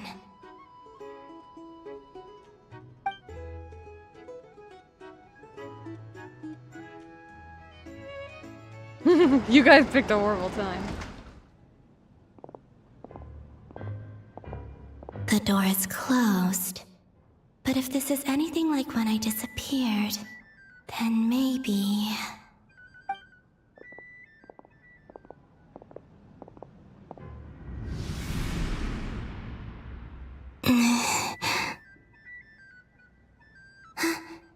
I'm in.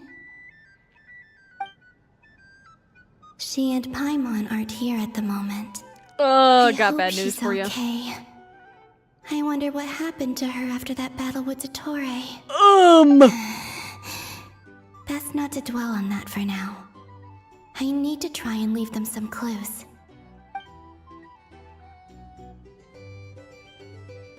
Please, Traveler. I really hope you find this.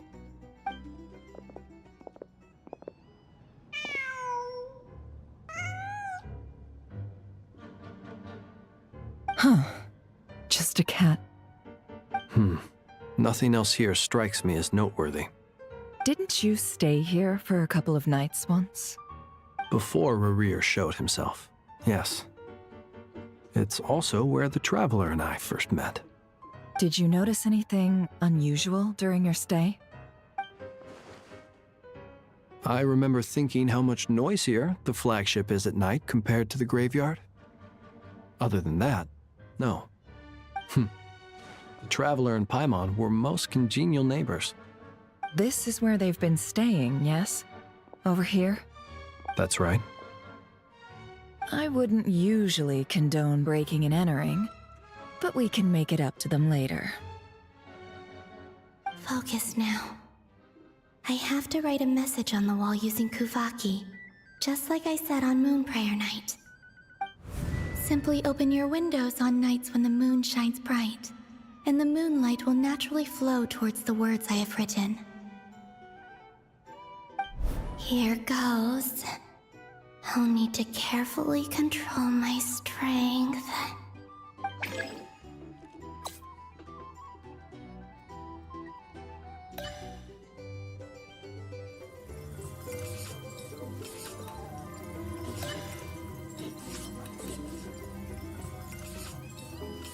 I had a feeling we had to keep it in the middle. Oh, what the fuck? I was so confused.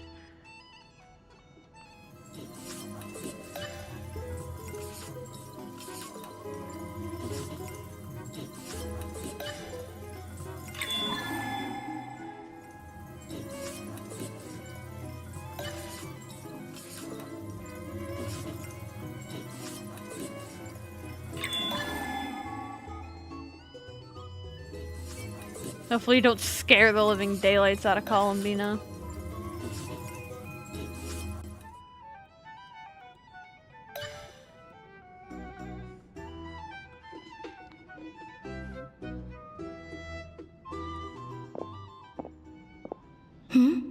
There's a noise outside the door.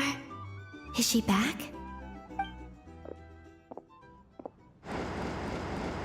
Even better. Please, you have to see these words.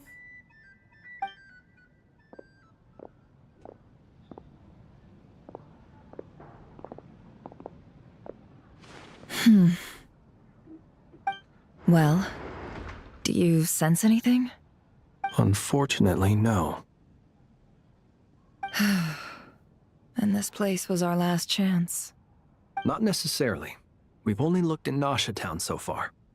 Miss Columbina said she would leave messages at her friends' dwellings. It's still worth checking where Miss Lauma lives and where I live.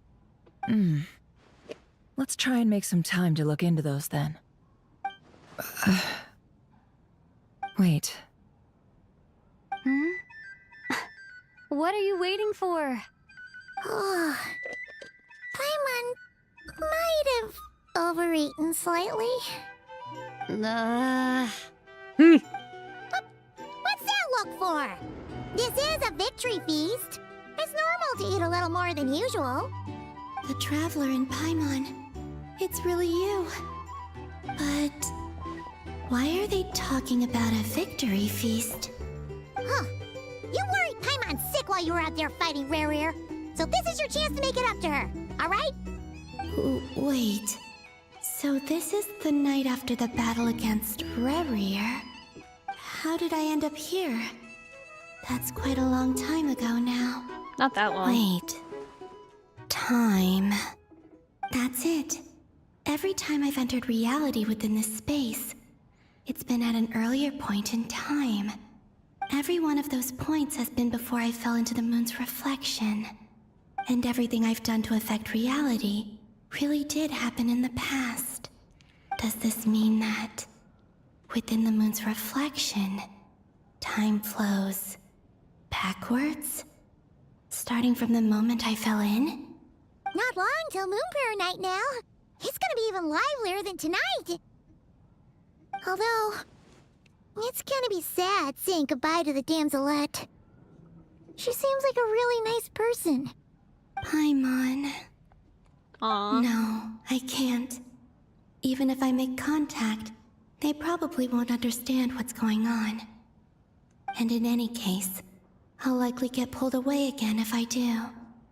Instead, I have to find a way to get them to notice what I've written using the moonlight.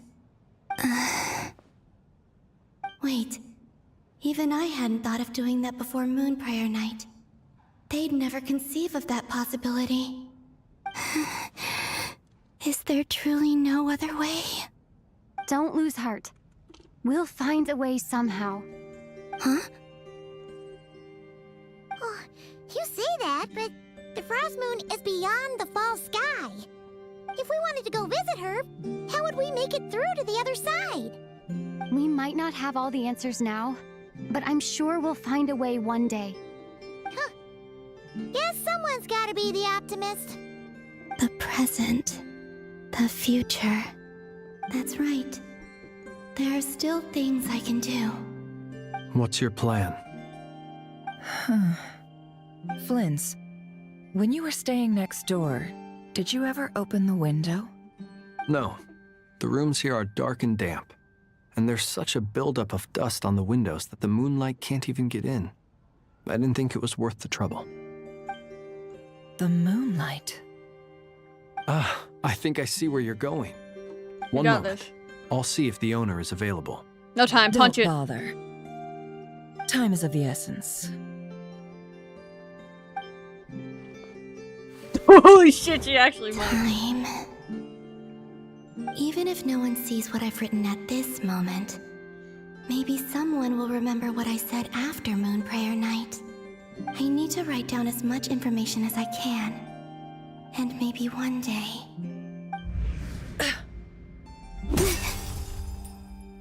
Huh? What's up with you? You can't even hold your cup steady. Are you getting tired?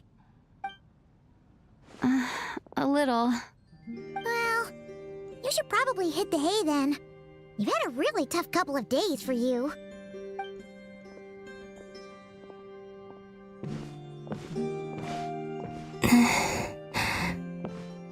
You truly have. You helped defeat Rerir, helped me reclaim my name, and you helped the others organize Moon Prayer Night. Wherever you are right now, I'm sure you're still fighting against the injustices of fate. This is all I can leave for them. How I wish I could stay here. But it's time for me to go. I hope to see you again in the next time. And if the opportunity presents itself. I will surely return to your side. Huh. Columbina. She's alive. Not only that, but she's left us an entire wall's worth of clues. She even wrote down what would happen on Moon Prayer Night. It's just a shame we found it too late.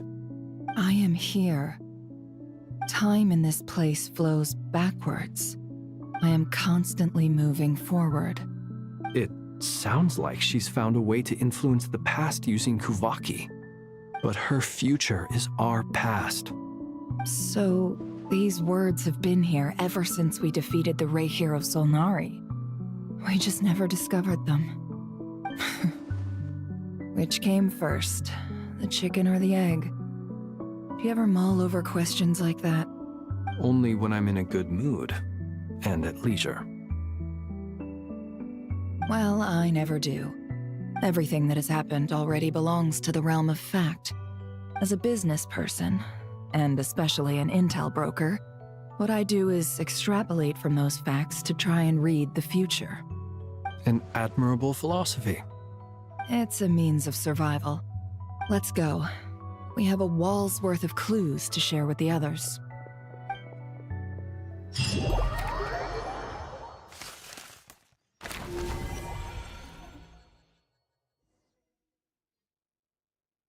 I thought that was called Find a Way to Make a Breakup.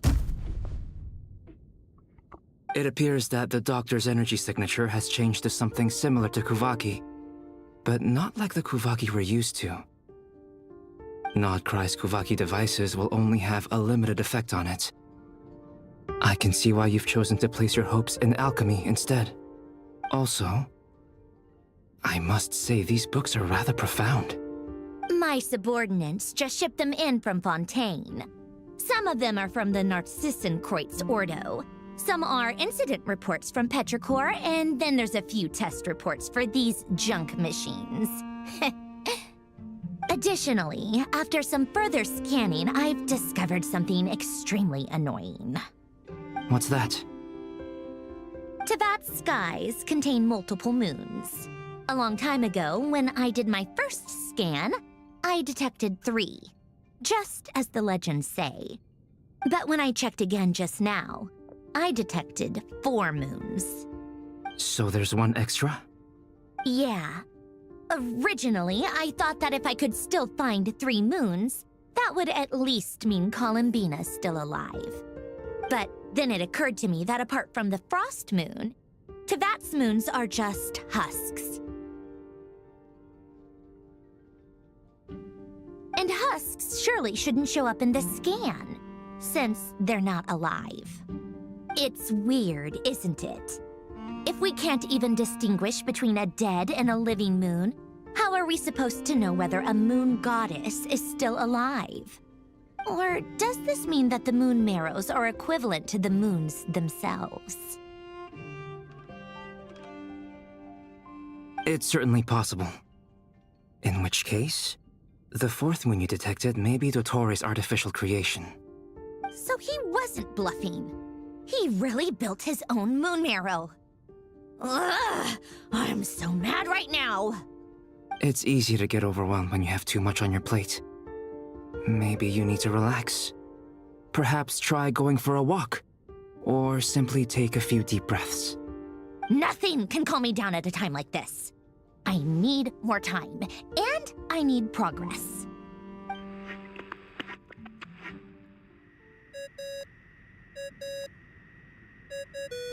It's dodo time. It's Mr. Flynn's. I really hate that ringing tone. Ugh. First the 4 orthants of the Narcissenkreuz, then moon marrows. Now what? Oh, sorry if we're disturbing you. Might I ask what's troubling you? What do you want? We're busy. Are you still at the Curatorium of Secrets? Yeah. Look, everyone else is still out, so there's no hurry. Plus, I'm busy, so I would appreciate if you gave me some space.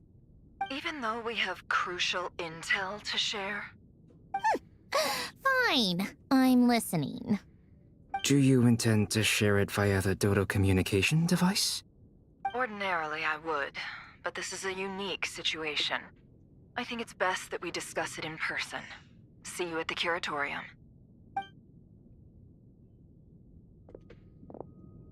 Don't take too long. All right then. So, what's the situation? The rest of the team is still out working on their missions and evacuations, but we've decided to fill you in on the most crucial information first. Sandrone, you were right. Columbina is most likely still alive.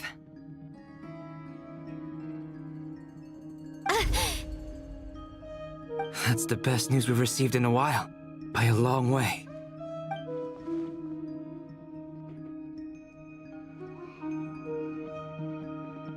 Random locations. Appearing in reverse order? Are you serious? So not dying isn't enough for the moon goddess, huh? She has to show off too. Anyway, does this mean we can deduce her condition from the moon marrows? Miss Sandrone, there's nothing wrong with simply admitting that you're happy to hear the good news. I'm not. And she's the least of our problems. We're facing a huge crisis. If she can't control the flow of time in there, she's just gonna keep moving backwards. Different points in time won't intersect, and she'll never find a way out. Let's say life begins with a drop of water. When did time begin? The moment this planet came into being? Come into being! That's not right. Her final destination would be the moment at which the space she is in was created. But it doesn't seem like we can influence that space from the outside world. So how can we help her? Also, if she's alive, Rerir and Thalindus might be too. But as far as we know, neither of them have come back out. That space may not have an exit at all. I'm afraid I must concur with Miss Nefer in this. Can't exactly argue with that. Let's leave it there for now. I've taken notes on everything you said. Will it help with your research? I doubt it's gonna help with breaking Dottores' energy fields. But who knows when it might come in handy. Better to have it all written down than try to remember everything when I need it.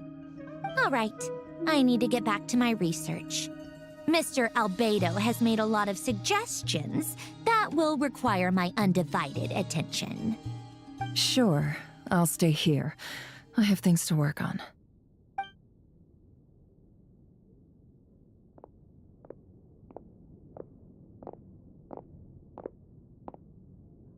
Paimon, are you there? Oh, right.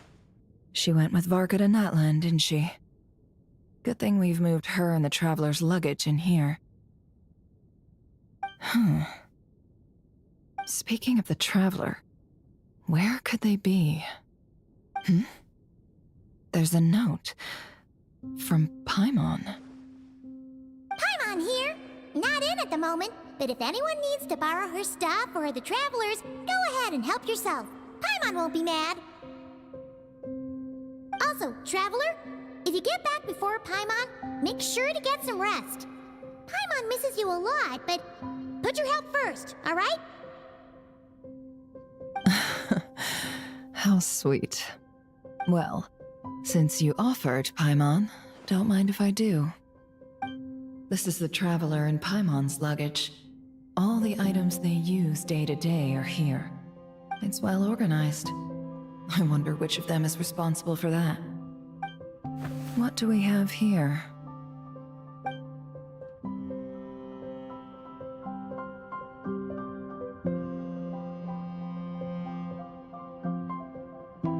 The camera captured a special moment that can only occur between people who are close to one another. You can really sense how the photographer feels about their subject. I wonder why this picture was placed outside. Is it because Paimon recently looked at it?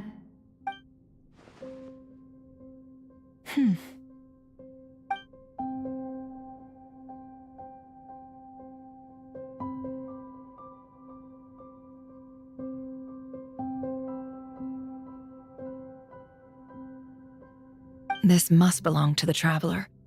Perfect. I'll use this. Hang in there. We'll find you.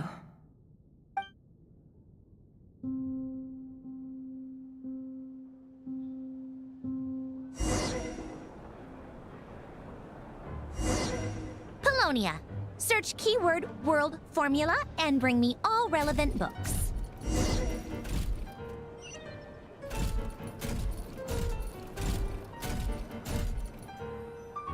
Why the fuck are we controlling Polonia?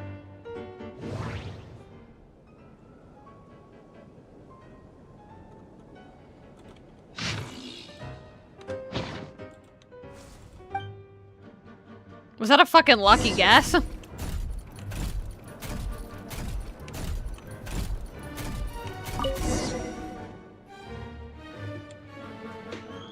Let's see.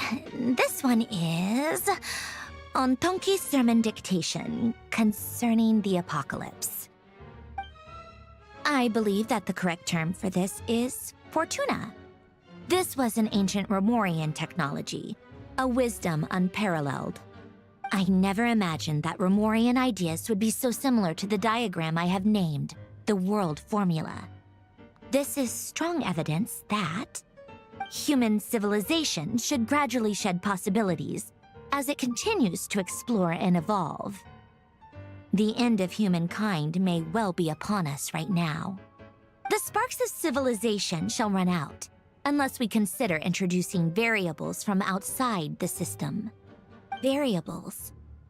Surely that can only mean one thing. Descenders? Dottore likely captured the Traveler because of her descender status. But the Three Moons' authority comes from the world itself. Why would Dottore need anything beyond that? Where does this variable factor in? The world formula calculates the fate of an entire world. Introducing a variable would therefore give us...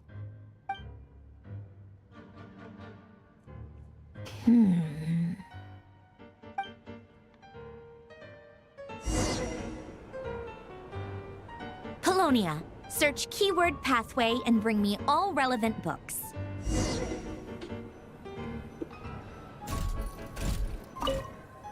Damn, bro, Polonia's pretty helpful.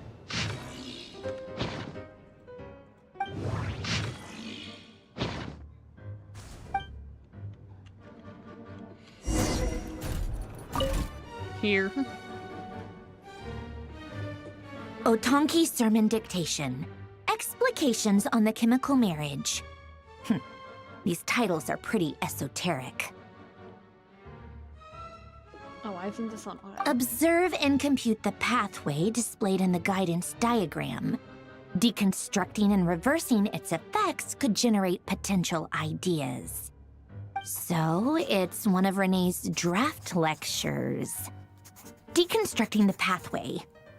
I suppose that could lead to a breakthrough.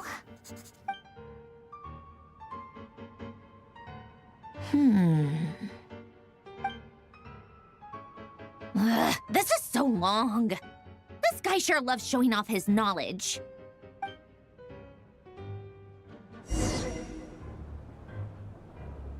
Polonia. Search keyword tree model and bring me all relevant books.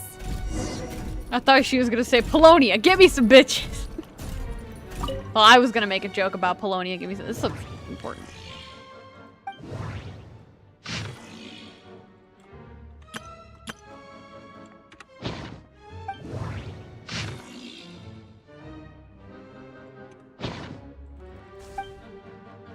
Polonia, get me some maidens.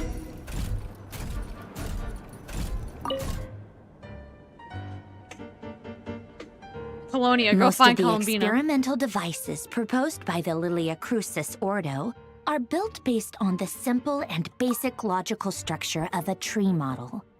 Lilia Crucis.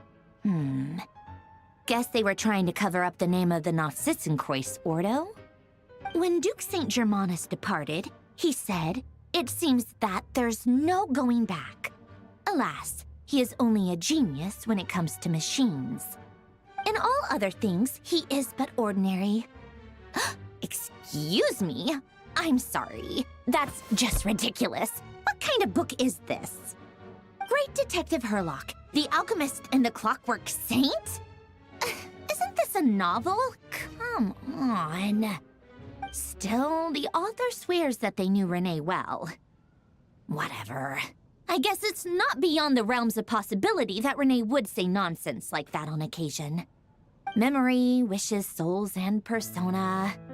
Frankly, this sounds more like occultism, but if Albedo vouches for it, I suppose there must be some alchemical basis to these techniques. The way Alain Guillotin saw it, the world was comprised of machines. The universe needed machines, and thus his technologies were created. That's why I was born. Renee, his full name was René de Petrichor, if I recall correctly. Sounds like he and the town must be intricately connected. That place was also the source of most of our information regarding Remurian civilization. Seems like some of his projects were based on their technology. The cutting of souls and storing them in vessels. These seemingly unrelated techniques underpinned Renee's research. Assuming that the 4 orthants correspond to alchemical categories. The chemical marriage model? Alain would have scoffed at that. He never would have let those theories or parameters anywhere near his mathematical formulas.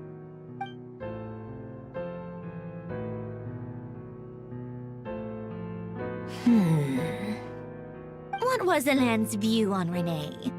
I know he mentioned the name, albeit very rarely. Oh, now I remember.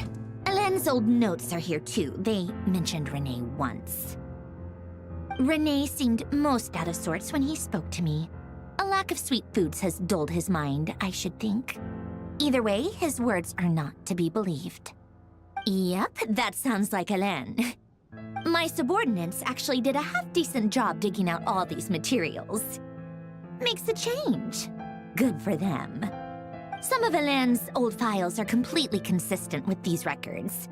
He must have gotten them from the Tower of Gestalt. I never knew he got his hands on Renee's records that early. He may have kept them, but he never even attempted to use them. Didn't believe a word they said. Come to think of it, Renee's world formula was filled with calculations of constants. That shows he believed that the fate of the world to be predetermined. As for Alain... it's been too long. I forget what he said. What would he have said? A guy like him, fervent believer in machines, but not headstrong enough. The world can be changed. It is worth persevering. Yes, that's how he used to think at least. He created that procedure to save this world. Yet the scale of the world's fate proved too enormous. The result was beyond his ability to calculate. He died having never seen the outcome. And there I was, left behind in the ashes of his dreams. Did you really never take a close look at Renee's research? Or did you read it but deem his philosophy incompatible with your model? The very thought of trying to incorporate his ideas probably made you feel sick to the stomach. Well, don't worry. Because there's a whole new category of lunatic in town. Next to Dottore, every other madman looks sane. You once asked me what I wished for. Should have asked him instead. He's the one pining for things you'd sooner die than witness.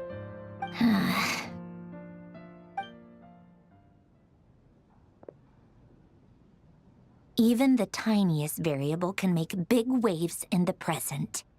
Now then, allow me to put these incompatible fragments together in your stead. First, establish and verify the existence of the Great Circle. Absolute nihil on one end, absolute reality on the other. Hey, absolute nihility. Now, search between these two extremes. Then, the construction criteria. Variables. The sparks of civilization shall run out unless we consider introducing variables from outside the system. Input variables. Traverse the world, space-time, and civilization. Then extract the essential nodes from the records to determine which variables they point to. The primordial power that differentiated itself from the void. The power of light. Yes, light. Records. Hyperborea. This is horrendously complicated. After all that, I'm still missing a few variables. I need to think this through again. How do you think it looks, Polonia? Like the frenzied scrawlings of a madwoman? Wise man, Fine, Polonia, keep it don't to say anything. yourself. It's not like you can talk anyway. I'll assume you gave it a passing grade. I jest. But true madness does often start with trying to save the world. What would Arlecchino and Columbina think if they saw this incomprehensible hen scratch? They'd probably have me institutionalized. So would Rosaline. She's been dead for a while now. When I close my eyes and think back, I can still see her face. And that enormous dress she used to wear. Such a bizarre choice. What possessed her? Oh, and the clack-clack of those heels used to drive me insane. No one's asking me, obviously, but I hope you all know that I never wanted to save the world. I'm not crazy. I don't have delusional ambitions, and that's a clinical fact. The world needs a solution, but I don't need the world's validation. It's the world begging me for answers, not the other way around.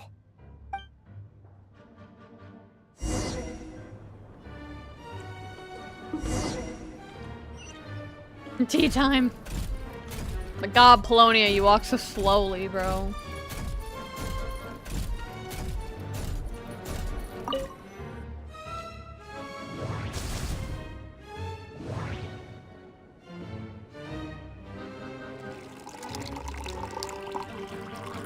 I had enough of tea pouring when I was doing the goddamn Chenyu Veil. So I had to do that not long ago.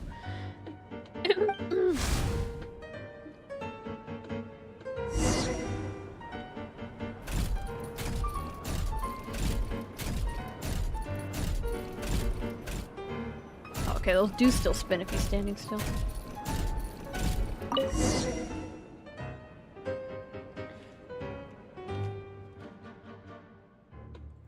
Oh, cookies to go with the tea. Let's see. They must be from that person who brought those documents. I see they're from Hotel de Boer.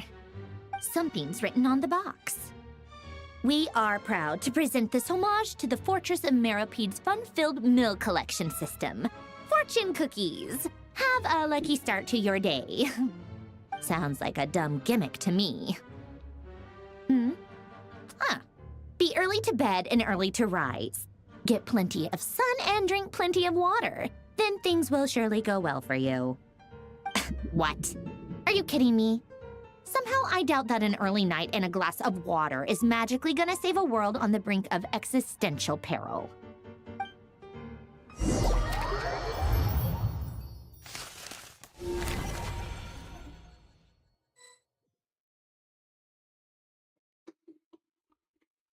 Lady Arlecchino, word has reached us that Lady Marionette's troops are all in position. They are ready to act as soon as the order is given. Excellent. The only thing is, they are fewer in number than we expected. It looks like many of them must have lost their lives at the hand of the monsters released by the Doctor. Oh my god, is Mr. Worldwide here? Allow them to join our ranks and keep in contact. As you wish.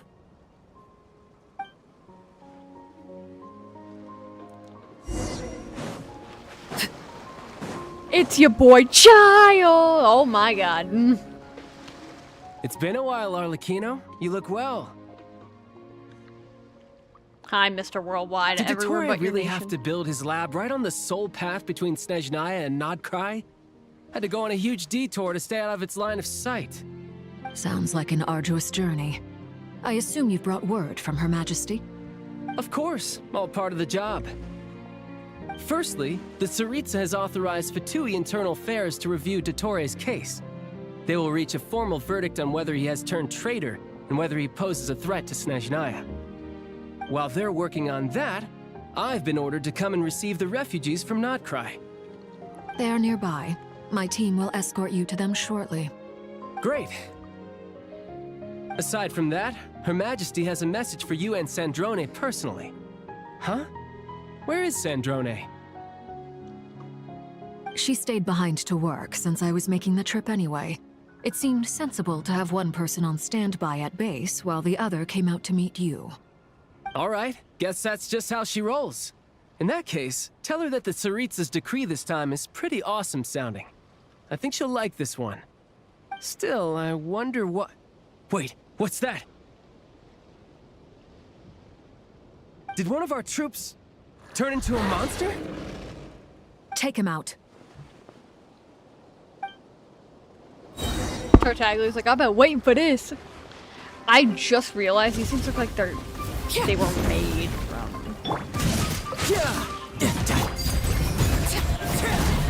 This is where you How many stat specs can I put on this fucking dog? Wait, those actually look really cool together. I wonder if I could get a better photo of that. There we go. You've gotten stronger, Arlecchino. Nice. Stop that right now. I appreciate the praise, but I am not fighting you today. I knew it. God damn it, Tartiggle. Oh man, I wanted to get the other version. I can't believe it. He was a living, breathing human one moment, and the next... Another fine piece of work by our dear colleague, I'm afraid. What in the world has been going on in Nod-Krai? A lot. But long story short, Dottore stole 2 moon marrows that should have belonged to Columbina, then built a 3rd moon marrow of his own to concentrate the Tri-Lunar Authority in his hands. What? What do you mean he built a moon marrow? People build roads and houses, not moon marrows. What's his next DIY project? He's gonna build a god? We got bad news. You could stand to be less surprised. We are harbingers. The work we are engaged in makes the creation of gods seem mundane by comparison. I tell everyone who asks that you once crossed swords with Rex Lapis while serving as a key supporter for Rosaline's plan. But right now, you're acting like a common adventurer. Thanks for speaking up for me. Those 2 really took me for a ride back then. Then again, surely no common adventurer would manage to get tangled up with them the way I did. That's gotta count in my favor, right? It almost sounds like you wish to repeat the experience. I might have to lower my opinion of you. Knowing him, yes. No. I'll stop talking. Please, go on. Dottore is currently still experimenting with his newfound power in ways that continue to corrode the outside world. As for the human mutation, I believe this is simply a consequence of his experiments, and not a strategic move. That radiant beast was once a subordinate of Sandrone's. I suspect he was only allowed to live so that he could become an experimental subject. Also, those of us who fought Dottore have been afflicted with a curse. As such, I cannot leave Nod-Krai. This is so much worse than I thought. No wonder Her Majesty's decree is so extreme. While these exceptional circumstances persist, The Harbingers are hereby authorized to use unilateral executive powers. Should Dottore pose a threat, Arlecchino and Sandrone are permitted to eliminate him. My thanks to Her Majesty. I will pass these good tidings on to Sandrone. I'm sure it'll make her happy. Her Makes Majesty me has happy. also declared that she will refrain from launching an attack on the now evacuated Nod-Krai due to the presence of unretrieved research material. A wise decision. By the way, how's my old partner doing? I'm assuming they're with you? She got kidnapped. You mean the Traveler? Don't I'm say afraid it. I have bad news. She was captured after our failed assault on Dottore's lab. Her whereabouts are currently unknown. What? Why? Since when does Dottore have a bone to pick with her? That is indeed the question. I'm not sure he does. He must have some other goal in mind. This won't do. I have to rescue her. God, I You knew he'd can't. do that. We have no idea where the Traveler is.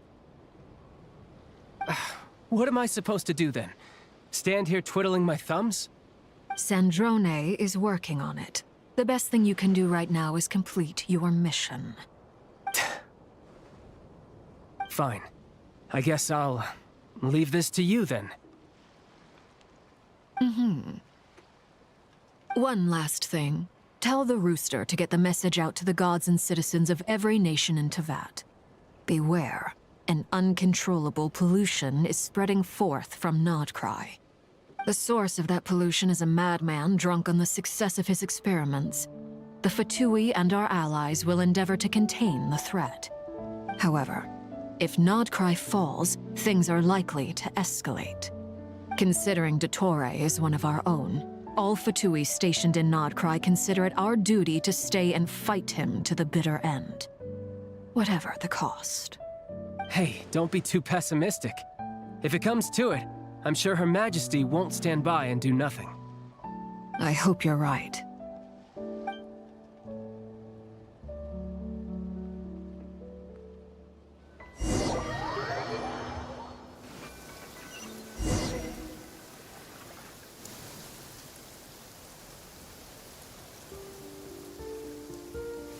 You're right on time. Thanks. Hey, Oh God, do you there's think more I'll than get one. that gliding exam exemption? I made sure I was on my best behavior in Mondstadt. I landed well outside the city and walked in through the gates. I'll help you apply, don't worry. For now, let's see what we have here. What are the Doctor's energy fields even made from? The usual attract and repel principles that govern Kuvaki don't seem to apply to them. They are very mysterious, but ultimately, they appear to be comprised of energies from the three realms. Thanks to research by Master and the Hexen Circle, we know that Teyvat's 7 elements are derived from the more primordial power of the Light Realm, which is antagonistic with the power of the Void Realm. Since you have the power of the Dragon Durin within you, I'm sure you can already tell that this energy field contains no abyssal energy. That's true. It's not abyssal energy, it's something pure, wild, and untamed. I've been thinking about something. Do you still remember the device that Dory supplied from the Academia when you and Miss Columbina fought Rarier? That was one of the most marvelous feats of ingenuity I've ever seen. The design, the craftsmanship, the material selection. I couldn't fault any of it. Not to mention the operating principles.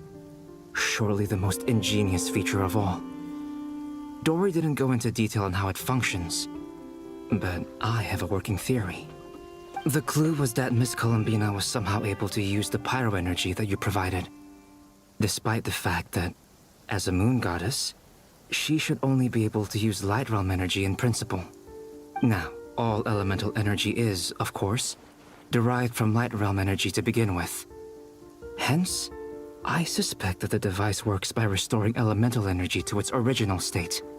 This presumes a theoretical model of the 7 elements akin to that of light refracted through a prism. Perhaps it is no mere analogy. Maybe there is indeed a prism in this model. I almost wonder if the idea for the device was conceived based on direct observations of said prism. It would explain how such an ironclad design concept was achieved. It is at once a masterwork of engineering and a groundbreaking application of the Academia's latest elemental theories. I suspect only Lesser Lord Kusanali herself could have devised such an ambitious technology. But back to the energy field before us. If this is pure light realm energy, its relation to elemental energy is one of integration versus division. Or you could say that the former contains the latter.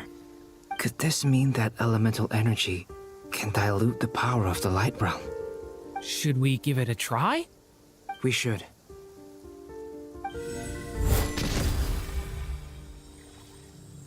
That didn't do shit. It worked! That did do shit? Clear signs of disruption were detected at the periphery of the energy field. This indicates that elemental energy can disturb or even negate the field. Now you try. All right, here goes. It's working! Switch to abyssal energy and attack again. No surprises there. Abyssal power drains the energy field to a significantly greater extent. I now feel confident in asserting that the energy field is indeed pure light realm energy, and that elemental energy can dilute it. But the energy field is huge. How much elemental energy will it take to neutralize it? We don't have to neutralize it completely. We can try other approaches. That's all for theory. Would you like to continue watching? So you knew I was here. Huh? When did you get here? A while ago. But Albedo sounded like he was working on his thesis defense back there. Back in Sumeru. You can end a person's whole career by interrupting them mid-speech. Hey, maybe you could cause a swirl reaction and help. Very thoughtful of you. I'm truly touched. Could I ask you to lend me a hand? With what? A little test. Try using Animo to unleash a concentrated assault with circular blades, with the goal of breaking through at a singular point. Nice! This time it tore through the field. Tremendous. This is a major breakthrough. Should we go through? We probably shouldn't risk having mutually antagonistic energies in such close proximity. Durin, you stay here and watch the entrance. Hat Guy and I will go in to investigate. Sounds sensible to me. Keep your eyes peeled, Durin. Don't worry, I got this. You two be careful in there. Just give me the signal if you need help and I'll dive right in. What do you mean, signal? It's based on a new alchemical concoction I developed last month. When 2 bottles of it are smashed on the ground together, they emit a blinding burst of light. If it comes to that, remember to shield your eyes with your hat. Glad I asked. Thanks for the heads up.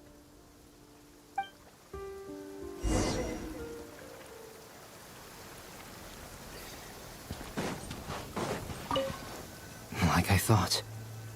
Beyond a certain distance, we can't see the opening where we came in.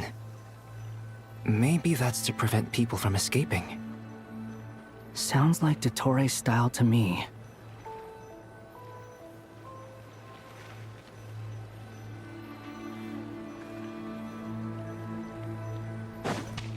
Not much has changed.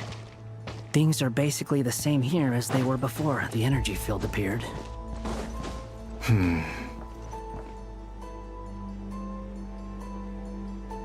They have no heartbeats and they're not breathing. We can only assume they're dead. But there are no visible wounds. Also, there's an animal squatting next to each body.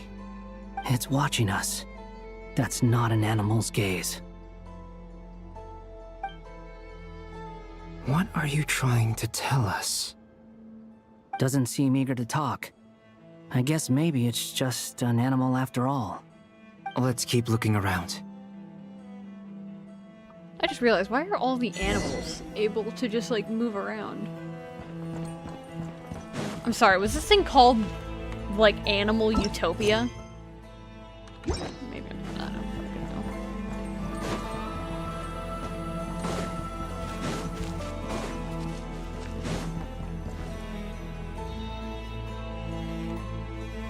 Same situation everywhere. Not a living soul in sight. Just countless bodies with animals standing watch over them. Well, I think we can safely rule out the possibility that they're all pets. Is skirting around the topic your way of showing consideration for other people's feelings? Just being cautious. I don't doubt that you can handle the truth.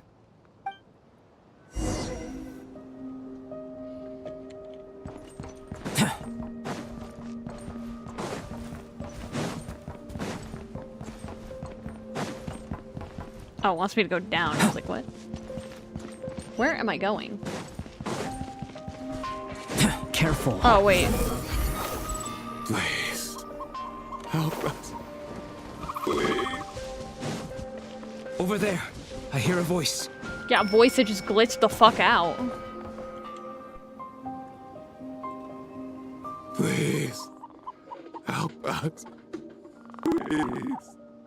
What happened here? I don't know. Suddenly, everyone collapsed. Then my line of sight got lower. I still have some of my senses left. I gotta get out of here.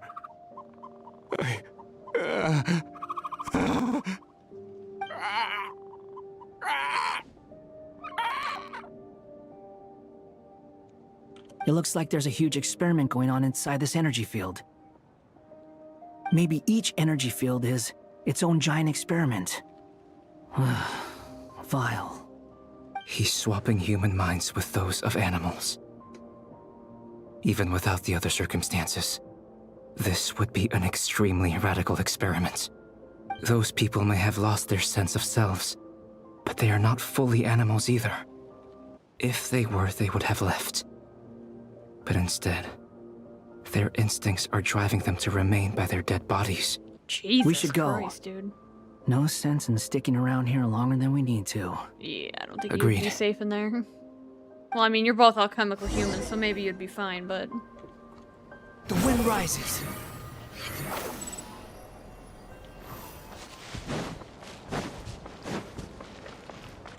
Yeah, I think the closer you go to that border, the like, more fucky-wucky it gets.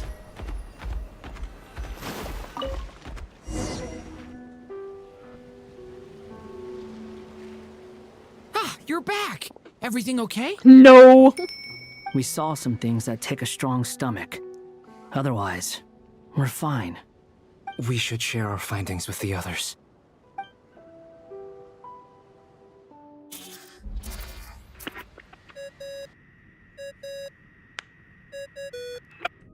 Yes? Who is it?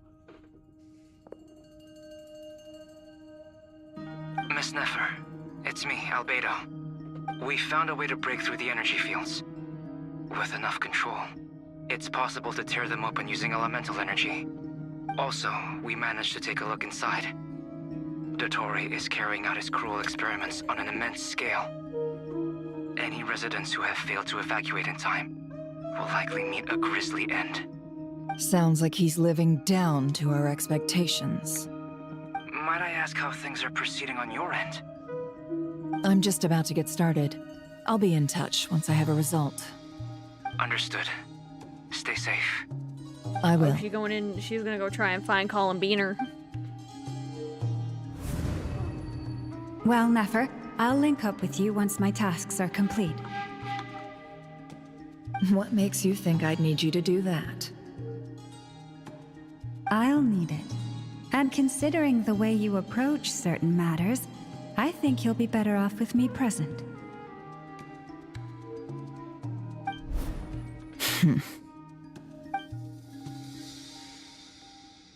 Let's begin. Entering simulation mode. A vast wasteland. Is this the Traveler's inner world? I was expecting something more vibrant, to be honest. Wait, someone's there. What are you looking at? In that case, I'll look at it with you.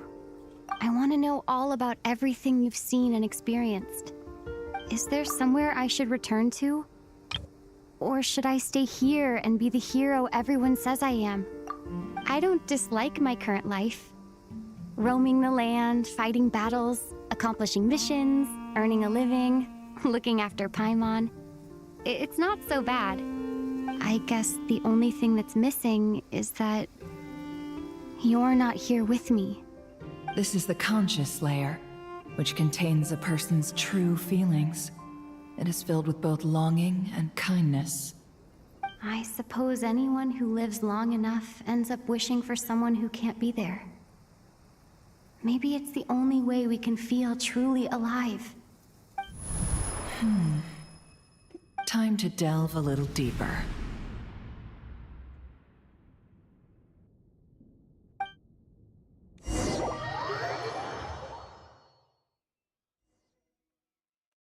Nasha Town is hardly the optimal choice for a place to live, but it has character and a reasonable population density. Jesus Christ, bro. What are you trying to say? Oh, don't be nervous. I was just thinking where might make a good starting point for your journey. Perhaps I should send you further afield. Conria, perhaps. Conria ceased to exist long ago. Once again, you fail to understand the possibilities that the Tri-Lune creates. Anything that has existed in the past, I can now recreate. You simply do not wish to see that happen. That might be because you miss your sibling and fear getting answers that you are not ready to learn. But this is not for me to judge. If we are to collaborate, we need to maintain an amicable relationship. In a moment, you will be able to... Oh no. What are you... Ah, shit.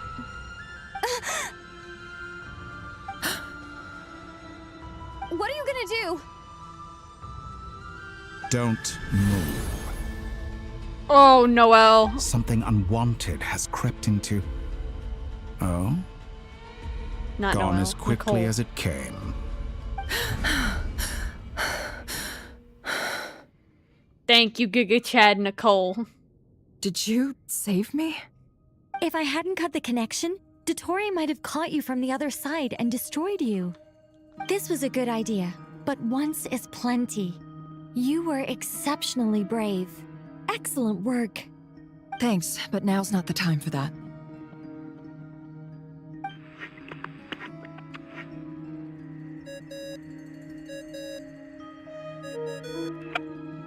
Albedo speaking. I think I know where she is. What is this endless darkness? I can't see anything, even though my eyes are wide open. But why? What are you happened? doing? Ah, sorry about that. There is going to be so much fucking smut, fanfiction, and Rule 34 of these scenes. It is not even funny. I take it you didn't notice. Just now, a friend of yours took a little peek into your mind. Could it be Nefer? How did she do it? Did she use something as a medium to connect to me? Do you think she's aware of your current circumstances?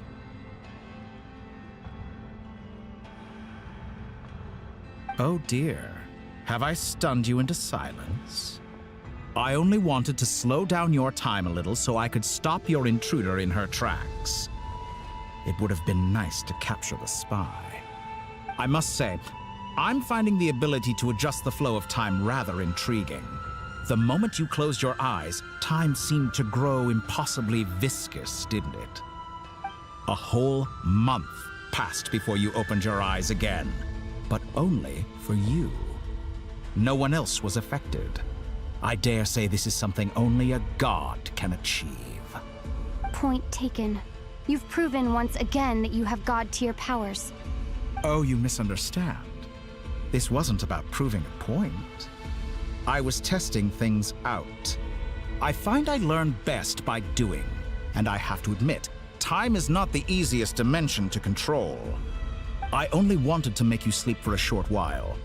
but it ended up lasting a whole month. Clearly some finesse is required to wield the authority over time as I wish. I hope you're not angry with me. It was only a month's discrepancy, nothing too serious. Had I been off by a year, a decade, or even a century, oh, he's lying to that us. would have been quite a different story. You could have frozen me for millions of years. So much for collaboration. You aren't showing much sincerity. Millions of years? To what end? I wonder if you don't understand humans all that well. They are very pragmatic creatures who understand only that which they can perceive with their senses. If I had you sit here for a week, I imagine people might sympathize. But if I left you here for 100, 1,000, or 10,000 years, the sheer size of that number would cause it to lose all meaning to them. They would not have the capacity to comprehend your suffering, and thus they could not empathize. Unfortunately, while gods do exist in Teyvat, it is ordinary humans that account for most of the population.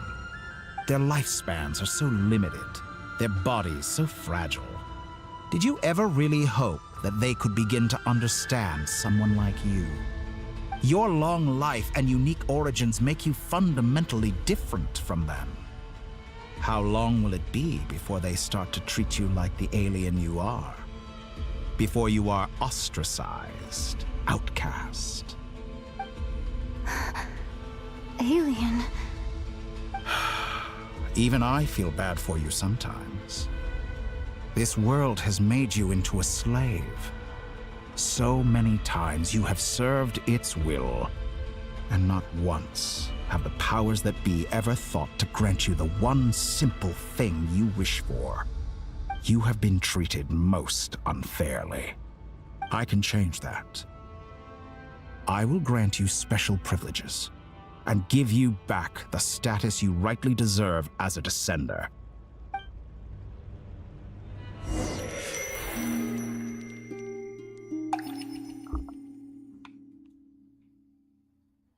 Bro.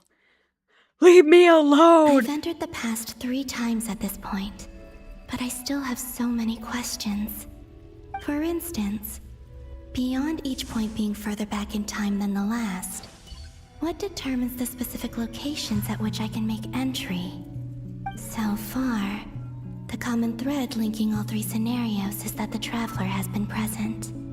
But it's more than that. I know I sensed something familiar around her.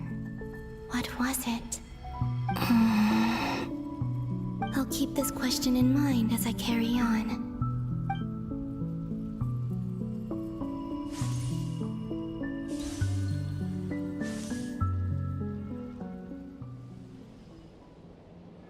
Humans, you never change.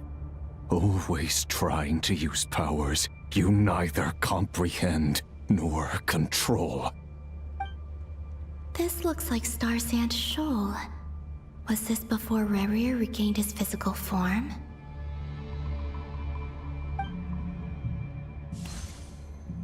You've messed with the cannon again, huh? Sorry, but this round's not gonna go your way. The cannon. That's right. I was at Silvermoon Hall and I sensed an abnormal Kuvaki fluctuation coming from Nasha Town. And right after that, came an ominous power emanating from Star Sand Shoal. My body was once torn into countless pieces and hurled into the swirling chaos of time itself. But even so, my life and will were not extinguished. I wonder if I could try to prevent his resurrection. But how would I do it? What can I do, here and now? Traveler! Behind you! Look at that light!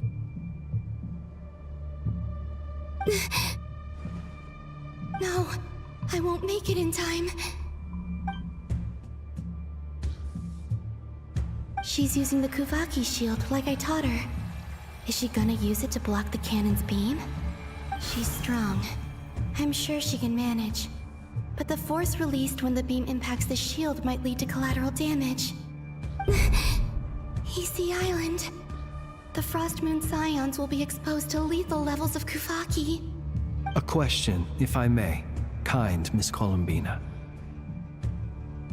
When the cannon's Kuvaki beam was deflected earlier, I saw several bolts of energy streak toward Hisi Island, only to be blocked. Did you also have a hand in that?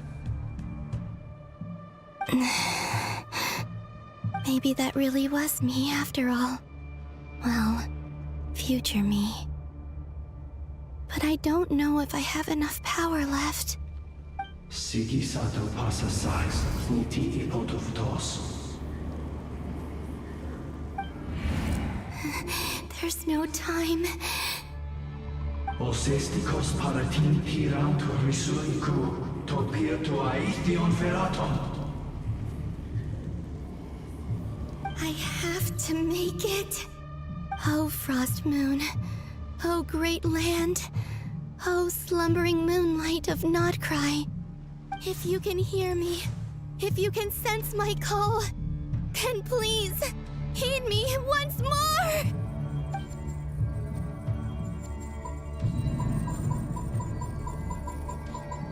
I didn't realize I'm supposed to fucking spam.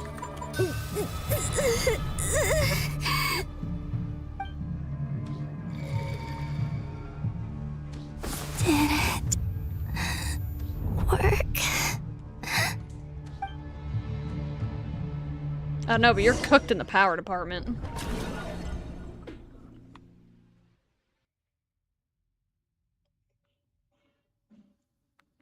Hey, wake up. Hey, did you hear me? Columbina, I said wake up now! Oh, good morning, Sandrone. It's 3 in the afternoon, actually. And could you kindly not use my quarters as your personal nap room next time? But I feel so safe here. And your coffee, right? It's so bitter, but it smells lovely. It's like you were raised by wolves in a forest or something. What did you drink growing up? Grass tea? The Frost Moon Scions certainly led a more frugal existence than the Fatui. Then I'll bet you've never eaten one of these before. It smells delicious. That's because it's a Fontanian recipe. I had a little free time today, so I made a batch. Rosaline will be here shortly, but if you really can't wait, I guess you can go ahead and... Hey, me too, bro, me too. Let me finish before you start eating. Did the Frost Moon Scions not teach you basic table manners? Or did the rules not apply to you because you're the high and mighty moon goddess? These are so tasty. Of course they are. I made them.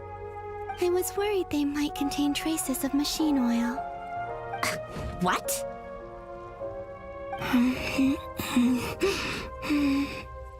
You know, there's something I've always wanted to ask you. Why did you leave your old home and join the Fatui? I mean, I'm sure their food was awful. But there's gotta be more to it than that. Well, life there didn't go quite how I imagined. What were you expecting? You're a god. Your followers are gonna make some demands of you, right?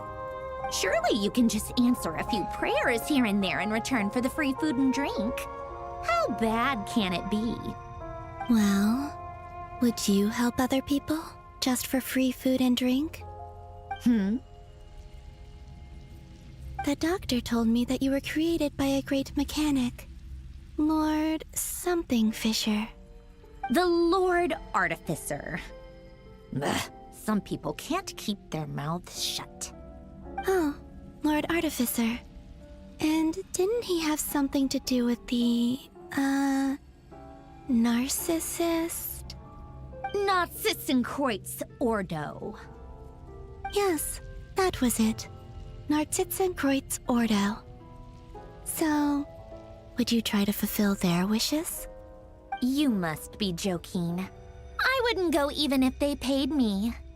I don't even know them. Exactly.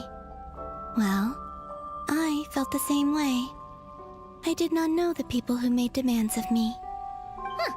What do you know? We're on the same page for once. In his later years, Alan did ask me if there was anything I wanted to do. If I had any wishes of my own. Well, I don't. And I'm not in any mood to fulfill someone else's either. Who's Alain? He was the... You know what? Never mind. You're not gonna remember.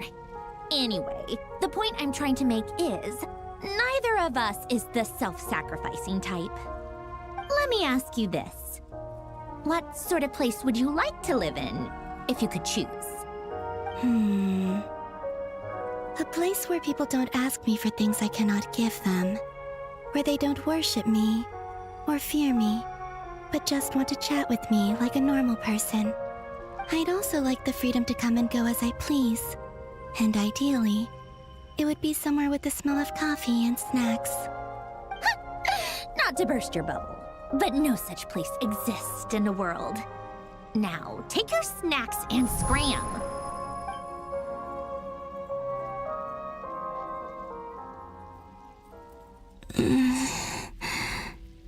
Did I pass out? Of course. I'm back here again. I dreamed of events from my past. Sandrone. Traveler. I miss you all so much. Back there. I guess I managed to harness all the Kuvaki energy on Hisi Island. But how did I do it?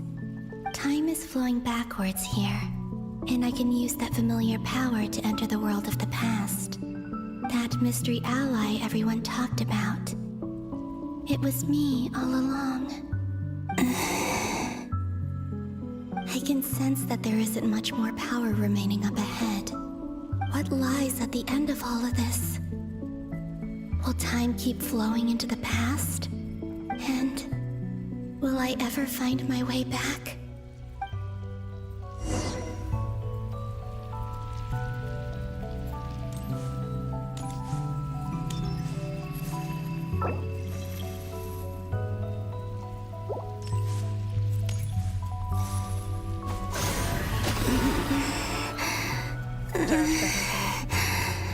It's getting harder and harder to use my power.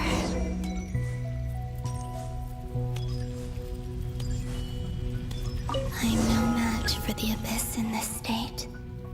I need to avoid the contaminated fragments.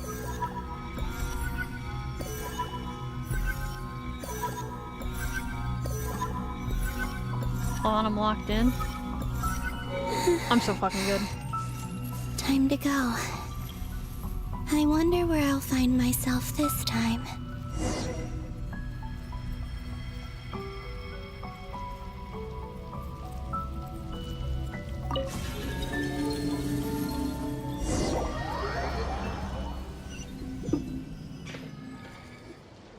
The Final Night Cemetery. This is where Flint's is based. Or not! How are we supposed to read through this many files? Difficult, yes, but it is also our most efficient option. Seems like they're searching for information. Oh, I remember. Flint and Varga talked about some files on the Wild Hunt. Was this my doing too? To expose the true intentions of this Rarir, we need to dive into Nod-Krai's history. Are my actions changing the past? Or are they simply completing a process? Is all of this inevitable? Or am I the one making these decisions? If I choose not to help them now, will it change how things turn out? Hope we don't land on our heads then.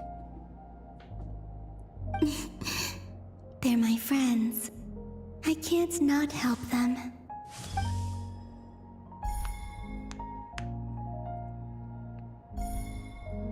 Ghost! And the other one was... here. Hey! Another file's moving!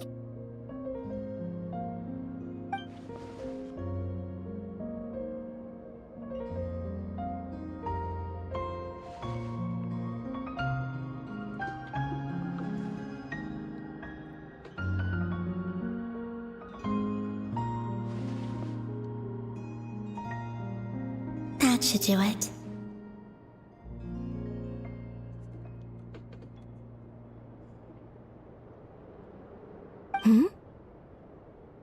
Luanatar? You can sense my presence? Wait!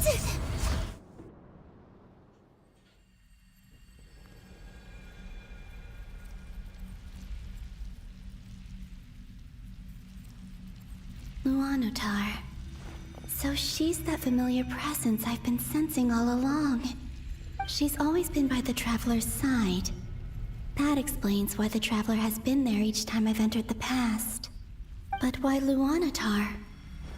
Is it because she has a connection to me as the Moon Goddess's familiar?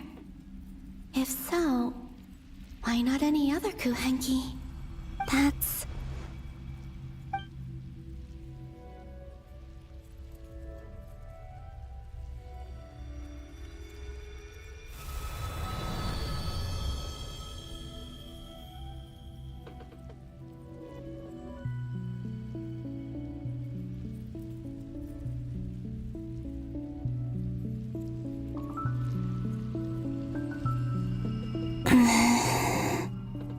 I cannot sense any power up ahead. Just a void, stretching out into infinity. This is likely my final chance to enter the past. It's now or never.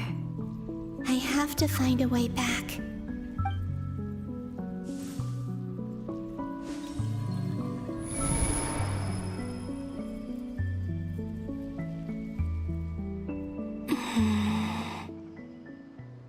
Sea Island? How far back in time is this? Where's Luanatar? I can't sense her presence this time. Oh, seeing Anafa and Aino reunited like that sure was heartwarming. Traveler, Paimon. No, stay calm. I don't have much power left to change things. I don't even have that much time left here. Think, Columbina. How do I find a way back? A way back... to where? Do I go back to Moon Prayer Night? Or to the future that followed? And if I return in my current state, what will become of me then? Dottoro's actions that day proved that he'd been planning that for a long time. He had already seized the power of 2 moon marrows before capturing me. Even if I managed to get back, how can I fight against him when he wields the Tri-Lune Authority? I can't. If I go back like this, I'll be playing right into his hands. I have to find some way of rivaling the power he has usurped. Wait. Time flowing backwards. The Tri-Lune Authority. Does that mean... I think I know what the final destination of this lunar reflection might be. I know what I must do. Speaking of homes, we must already be close to where the Frost Moon Scions live. The vibe here feels different. Just like the scenery. But how do I communicate my plan to my friends? Should I write it down here? No. Someone else will see it. I need something with a close connection to me. Something I can use as a medium to tell them what's happened to me in here. Now it makes sense.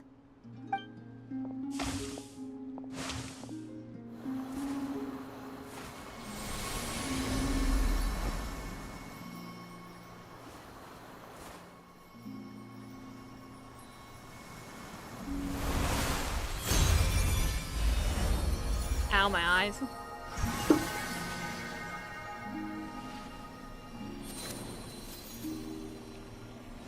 Back to where we first met Legoober. Hey, what was that? Felt like some sort of breeze blew by, and then the petals suddenly turned into... Huh? It was I who brought Luanatar into being. I gave up a piece of my own soul to create her. That's why I could sense a familiar power from the moment I entered this space. It also explains why she's been present in every past location that I've entered. Because we have a deep connection. Hey there! What's your name?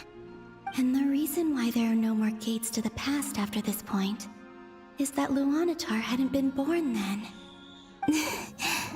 No wonder I sensed the trace of a blessing when we first met. But I still didn't recognize the soul hidden within you. Back then, I was just a little lost dove. I had yet to become Columbina Hyposelenia. Go on now. We've got stuff to do.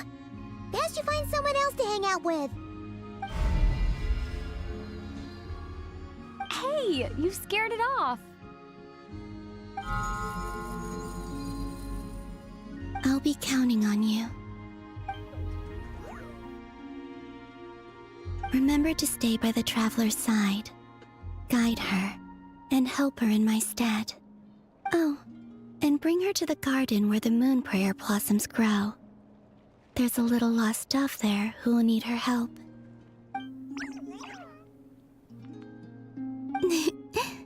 Go on.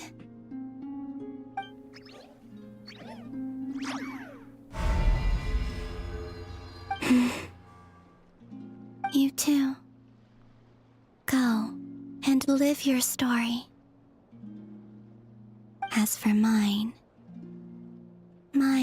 must go in a different direction.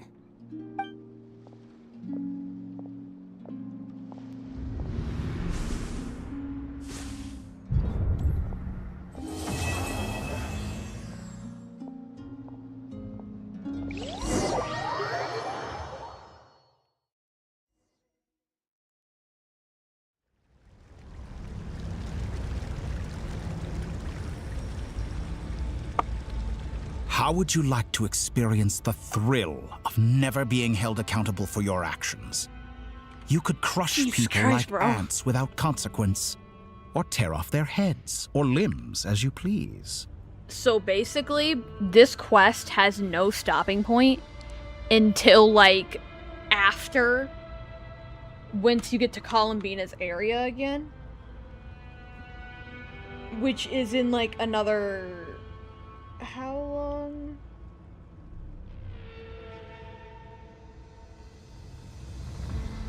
I guess it's like 10-ish or so minutes. It's has a while. Believe me, such a life is but one small step away.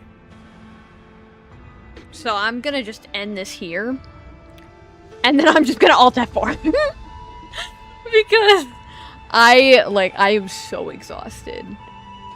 I guess I could try pushing through. No, we'll try pushing through until I can, like, actually leave. To make freedom, but the freedom to kill? To do evil and get away with it? Why would you offer me that? The creation of a world is the ultimate scientific experiment. I have taken my research to the highest level, where I shall be not just a god, but also a servant to many sacred spirits. I shall heed the truth and perform holy deeds. A god's laboratory is the perfect playground. But it needs the right occupant to explore its full potential. Mortals are found everywhere one looks. Not so with Descenders. I'd prefer my first guest to be a distinguished individual such as yourself. And I know you could make the most of the opportunities it offers. So the condition for entering the new world is to take innocent lives. The same dilemma that Rerir once faced. Could I really bring myself to kill others for my own benefit? Rerir did. And look where it got him. Have you made up your mind? I can't do it. Your playground is no place for me. You're putting your hopes in the wrong person. But we both know I'm not quite the hero you say I am either. I have my own reasons for the journey I'm on, and they aren't all selfless.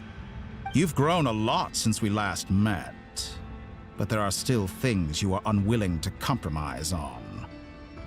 This will only hinder you. Why don't I lower my requirements a little as a gesture of goodwill? I'll give you a little time to learn to be a less noble soul. That'll make things much easier for you. I really doubt I could live that sort of life. And yet you already sound less defiant than a moment ago. The benefits appeal to you because you can read the signs of the times. Why don't we return to my research facility? Your last visit was so rushed. There is much that I have yet to show you.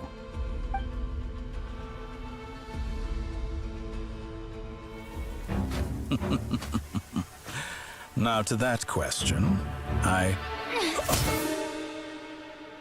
Heroes don't attack from behind. Guess I'm no hero. This is most disappointing.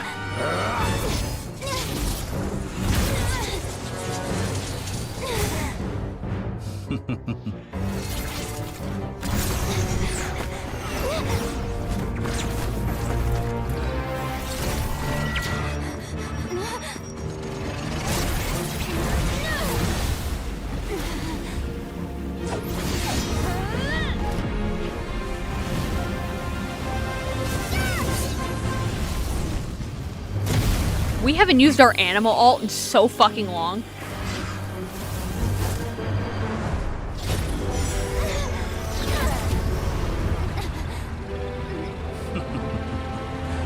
Now then.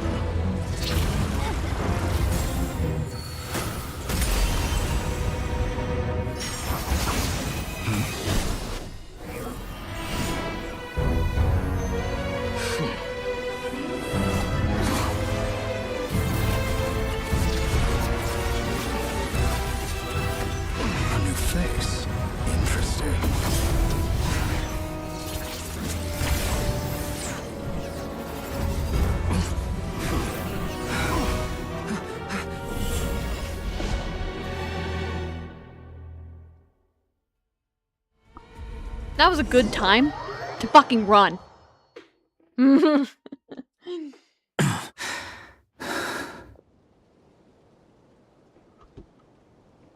You're still gonna call me Hack Guy after that, huh? I didn't see anyone else in there who needed saving.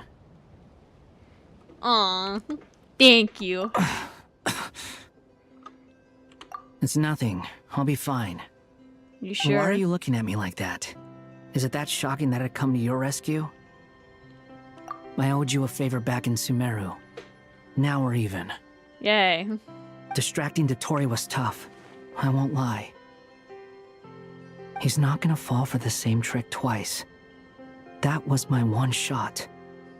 I'd hoped to use it to take him out. Ugh. I never wanted to obliterate someone more than I do right now. Dotori doesn't recognize me, but his segments were originally made based on an analysis of my operational principles.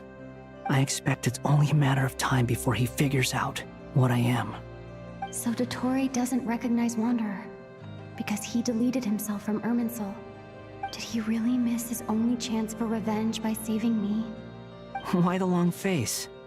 Hey, I'm not blaming you, okay? And I'm not complaining either. Rescuing you and killing Dotori are equally important goals. Everyone would be pretty stuck without you. It's best you live to fight another day. Thanks. How are you holding up? Are you all right? Hat Guy said to put safety first, so we agreed to run as far away as we could after leaving the energy field and only meet up once it was safe. You don't look injured. It seems that Dotori didn't do anything to you.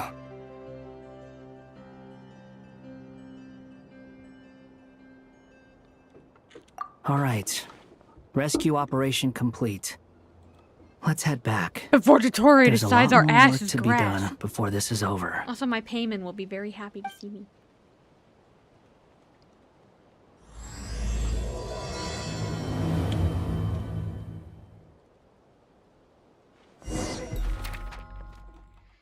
Let me escape. There's no end in sight.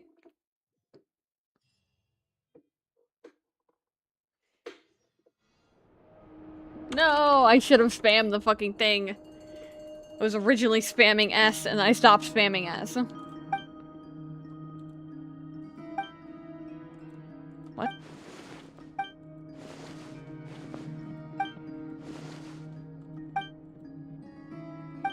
Why are neither of you talking?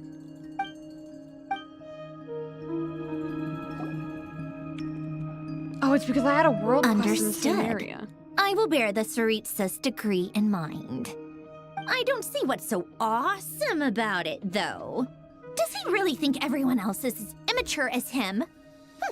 I'm not stooping to Tartaglia's level. I thought you might say that. How's your progress? Quite promising, actually. That alchemist Albedo gave me a few ideas. Remember how I asked you to look up some files for me? That stuff on the Nod-Krai Institute. René de Petrichor and Jakob Ingold. Alain Guillotin despised René's theories and methods, but he never managed to come up with better alternatives either. So I adopted some of René's ideas. I thought Alain was like a father to you. He and René were mortal enemies, were they not?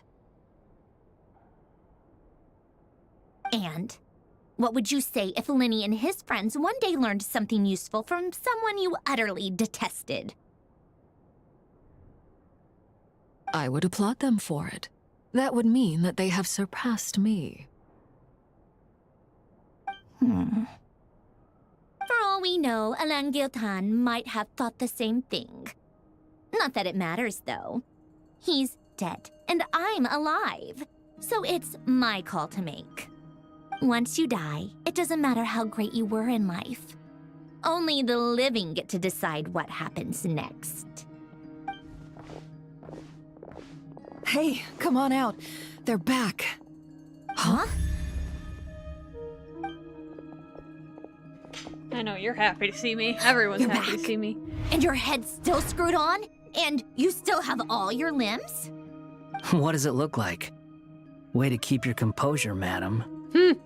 Excuse you. I am perfectly composed. Where is my payment? Glad you're okay. Where is my payment? Yes, Bring me the it's a Paimon. huge relief. Bring me the Paimon. Oh, yeah, right. You think we, the Fatui, were worried about you?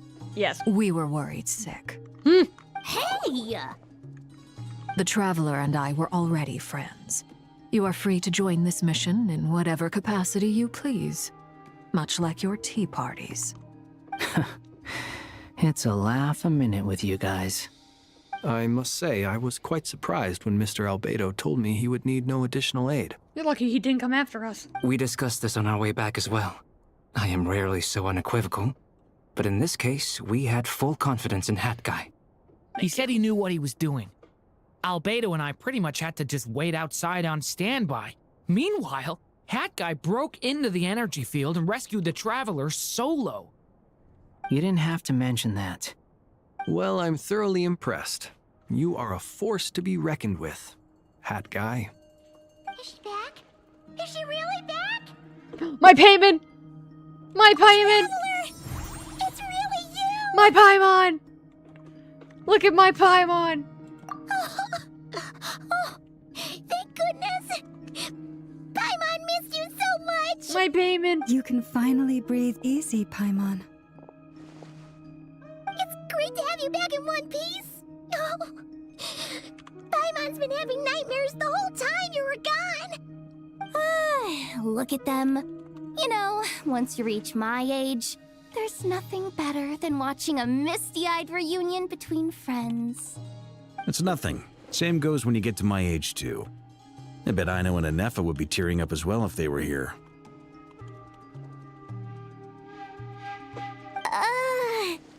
Varka, I'm a Neffa can cry? Oh, yeah, good point. Hey, your eyes are looking a little red and puffy. Come here, let's hug it out. I think she'd rather pass. What? Ew, no. No, thank you. You're not my dad, okay? Knock it off. Everyone, I'm sorry for all the trouble I caused you. But the silver lining is, I didn't come away from this ordeal empty-handed. While I was being held captive, I learned a lot about Dottoro's current capabilities and what he plans to do with them. Allow me to explain.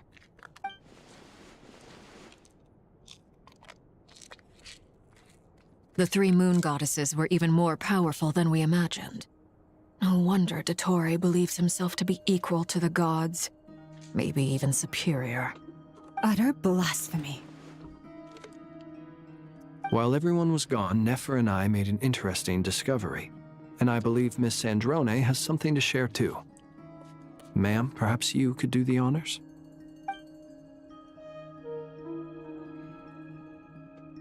Called it. Getting rid of a pesky troublemaker like her is like trying to clean up after a crumbly cake. It always comes back to haunt you. Our next step is to find a way to bring her back. A place where time flows backwards, with no destination in sight. Surely it must have been created for a specific purpose. But I fear the answers are buried deep in Tevat's history, held by great powers beyond our reach. It sounds like she's on a specific path through time, just traveling in the opposite direction to us. The question is, where does that path lead? Or will it keep going to infinity? We considered that question as well. Strictly speaking, time is not infinite. Indeed not. Every road has an end. Nicole! You sure loved quietly sneaking in mid-conversation. Yeah, when did you I get do, here? in fact. It's something I've always done at our mages' tea parties. Quiet, mysterious, and persuasive. You wonder what lies at the end of her road. Well, just as the world has a beginning and an end, so too does time.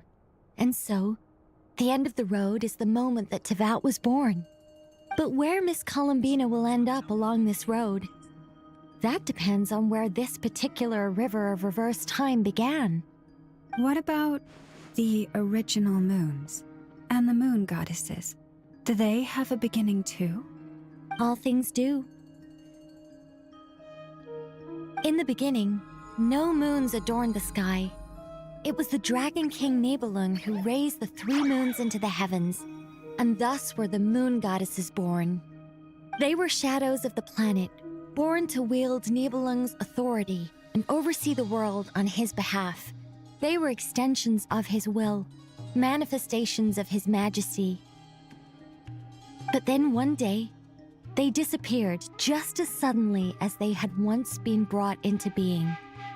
Nobody knew where they had gone.